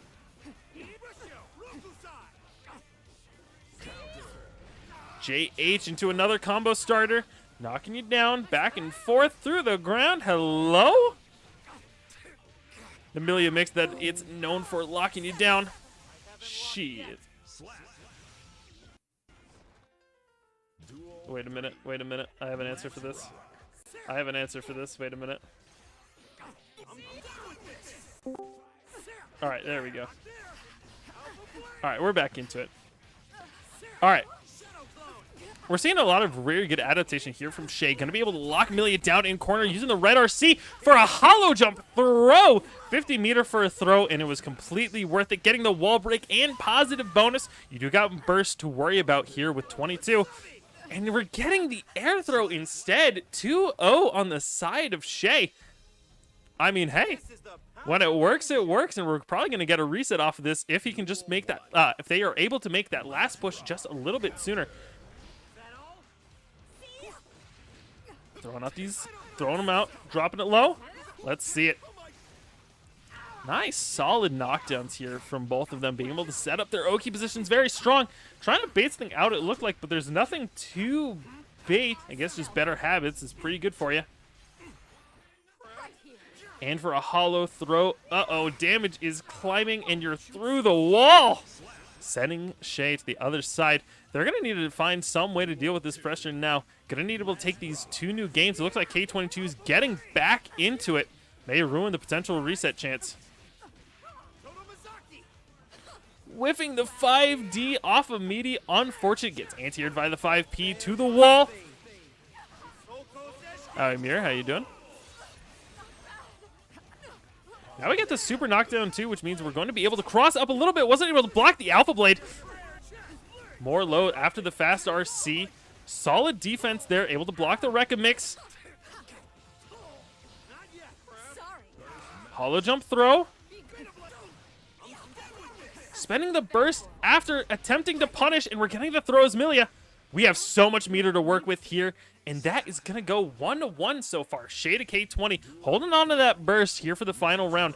Shea not having access to burst, they're going to need it, but I don't know if they have the health to get the burst back is going to be a bit of the issue. These hollow jump lows are doing incredibly strong for K20. Catching Shea twice, and solid backdash off the throw. TK Bad Moon. Hollow jump into a low. Mixing it back and forth, cleaning it up into Saren Voices. Into the wall break, and that is that. Game 3 going to 22. Not going to get 3-0'd here on this reset.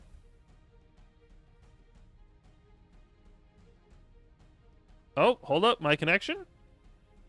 The connection. That's all I got to say on the matter.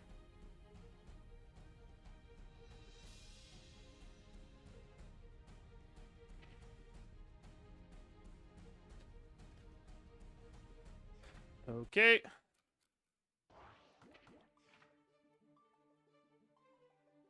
Let them know they got kicked. I have also played with this shit player. What a time. That's all I gotta say. What a time.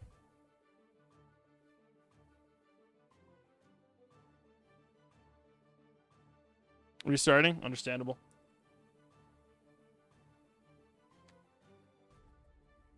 Oh, wait, no, why am I on the pedestal? No, get me off this pedestal. I don't want to play this game. I don't want to play this game no more. The sound. Get me off this pedestal.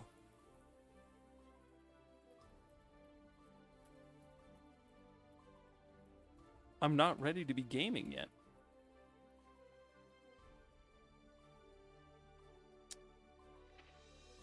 Okay. I'll update the things for it if I can.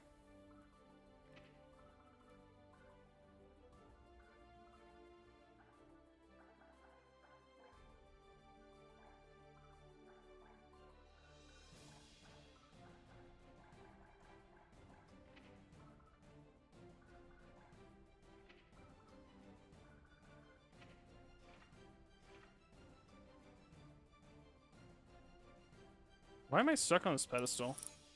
Oh, there we go. I no longer desire to be. There you go. It ain't Witch Wars with a little bit of technical difficulty. That's what I always said. I've been saying this. It ain't Witch Wars with a little bit of technical difficulty. Ain't nothing but a Witch Wars.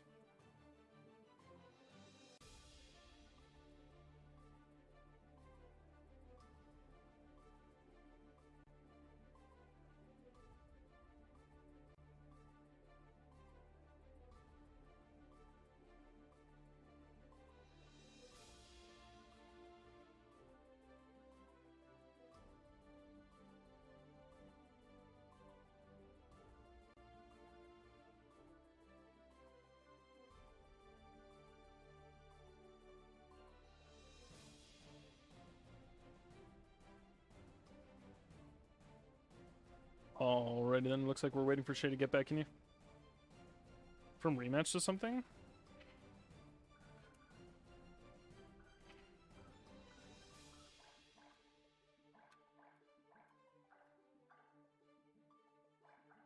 Gotcha.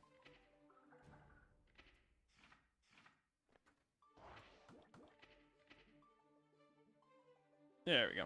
Hopefully that's set up now. Hopefully.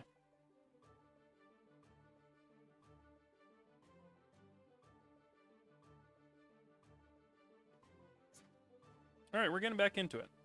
Hopefully.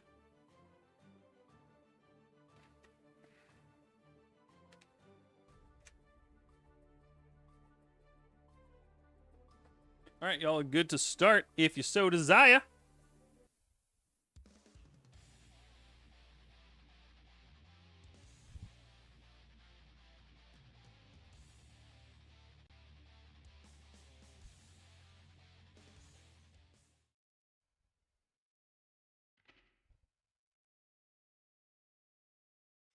Mankind knew that they...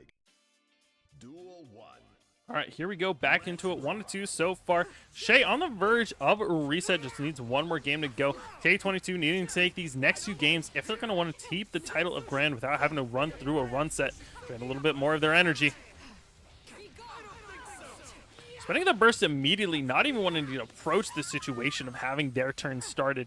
Getting a positive bonus started, forced to play neutral here. Let's see what they're going to be able to do. Nice counter hit with the 6K, whiff punching the thrown out far slash.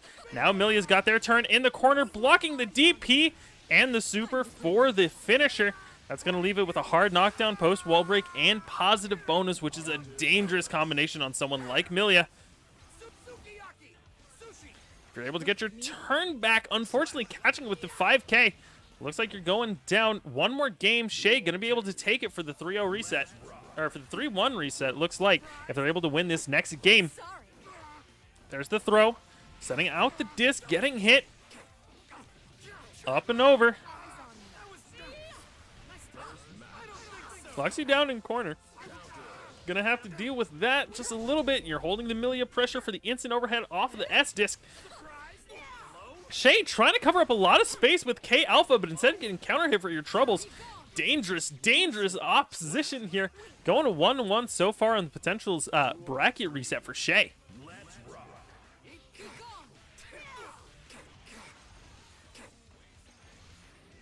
There it is, blowing it up with the Capel, sending it to the other side. Blocking each of the Rekkas and getting punished, put into the vortex for your troubles. CK Bad Moon. Bad Moon jump scare onto the wall, 100 meter.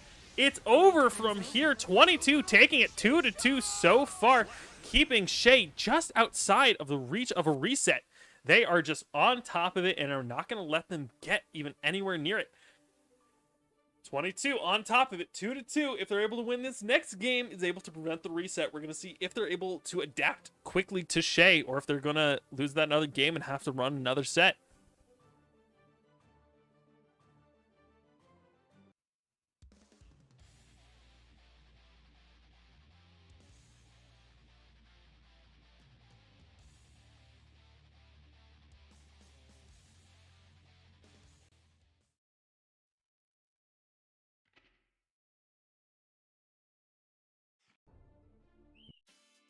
Duel 1.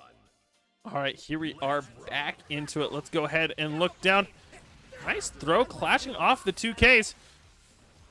We're just not even approaching that disc. The disc is scary, to be fair. You see a floating thing of hair, and you're like, nah, I'm not getting anywhere near that. Sorry about that. JS, what an impressive tool. It was amazing as an air-to-air, as a poke, as an anti-air. Just what a button in general. Getting the throw off of the fastball themselves. Coming after with the red RC after the air throw. Nice counter hit off the blocked Alpha Blade. First game ending in a K20 victory. Set point for them. Shea's going to need to be able to come back.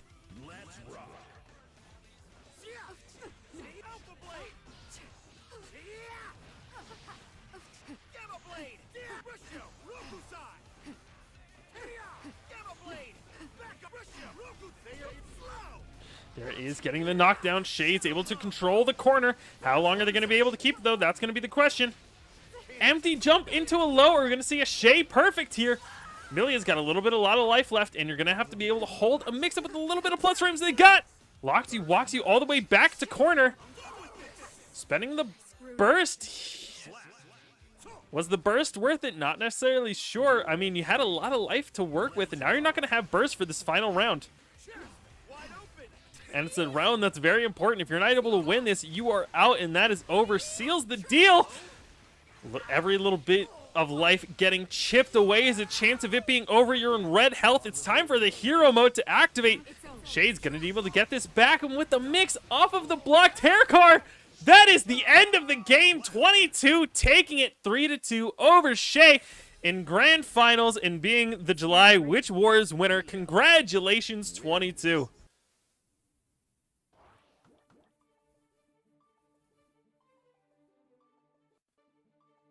Congratulations to the Milia, cleaning up nice and easy over Shea. And, you know, standing on top of a body of chips. That's what we like to see. Congratulations to all those who played and all those who participated and all those who viewed. Hopefully you'll stick around. Next week we got Blaze Blue Central Fiction running it. And, no, next week is Street Fighter 6. If you're interested in that, go ahead, stop by, register, join the Discord. It's in the description. I will see you all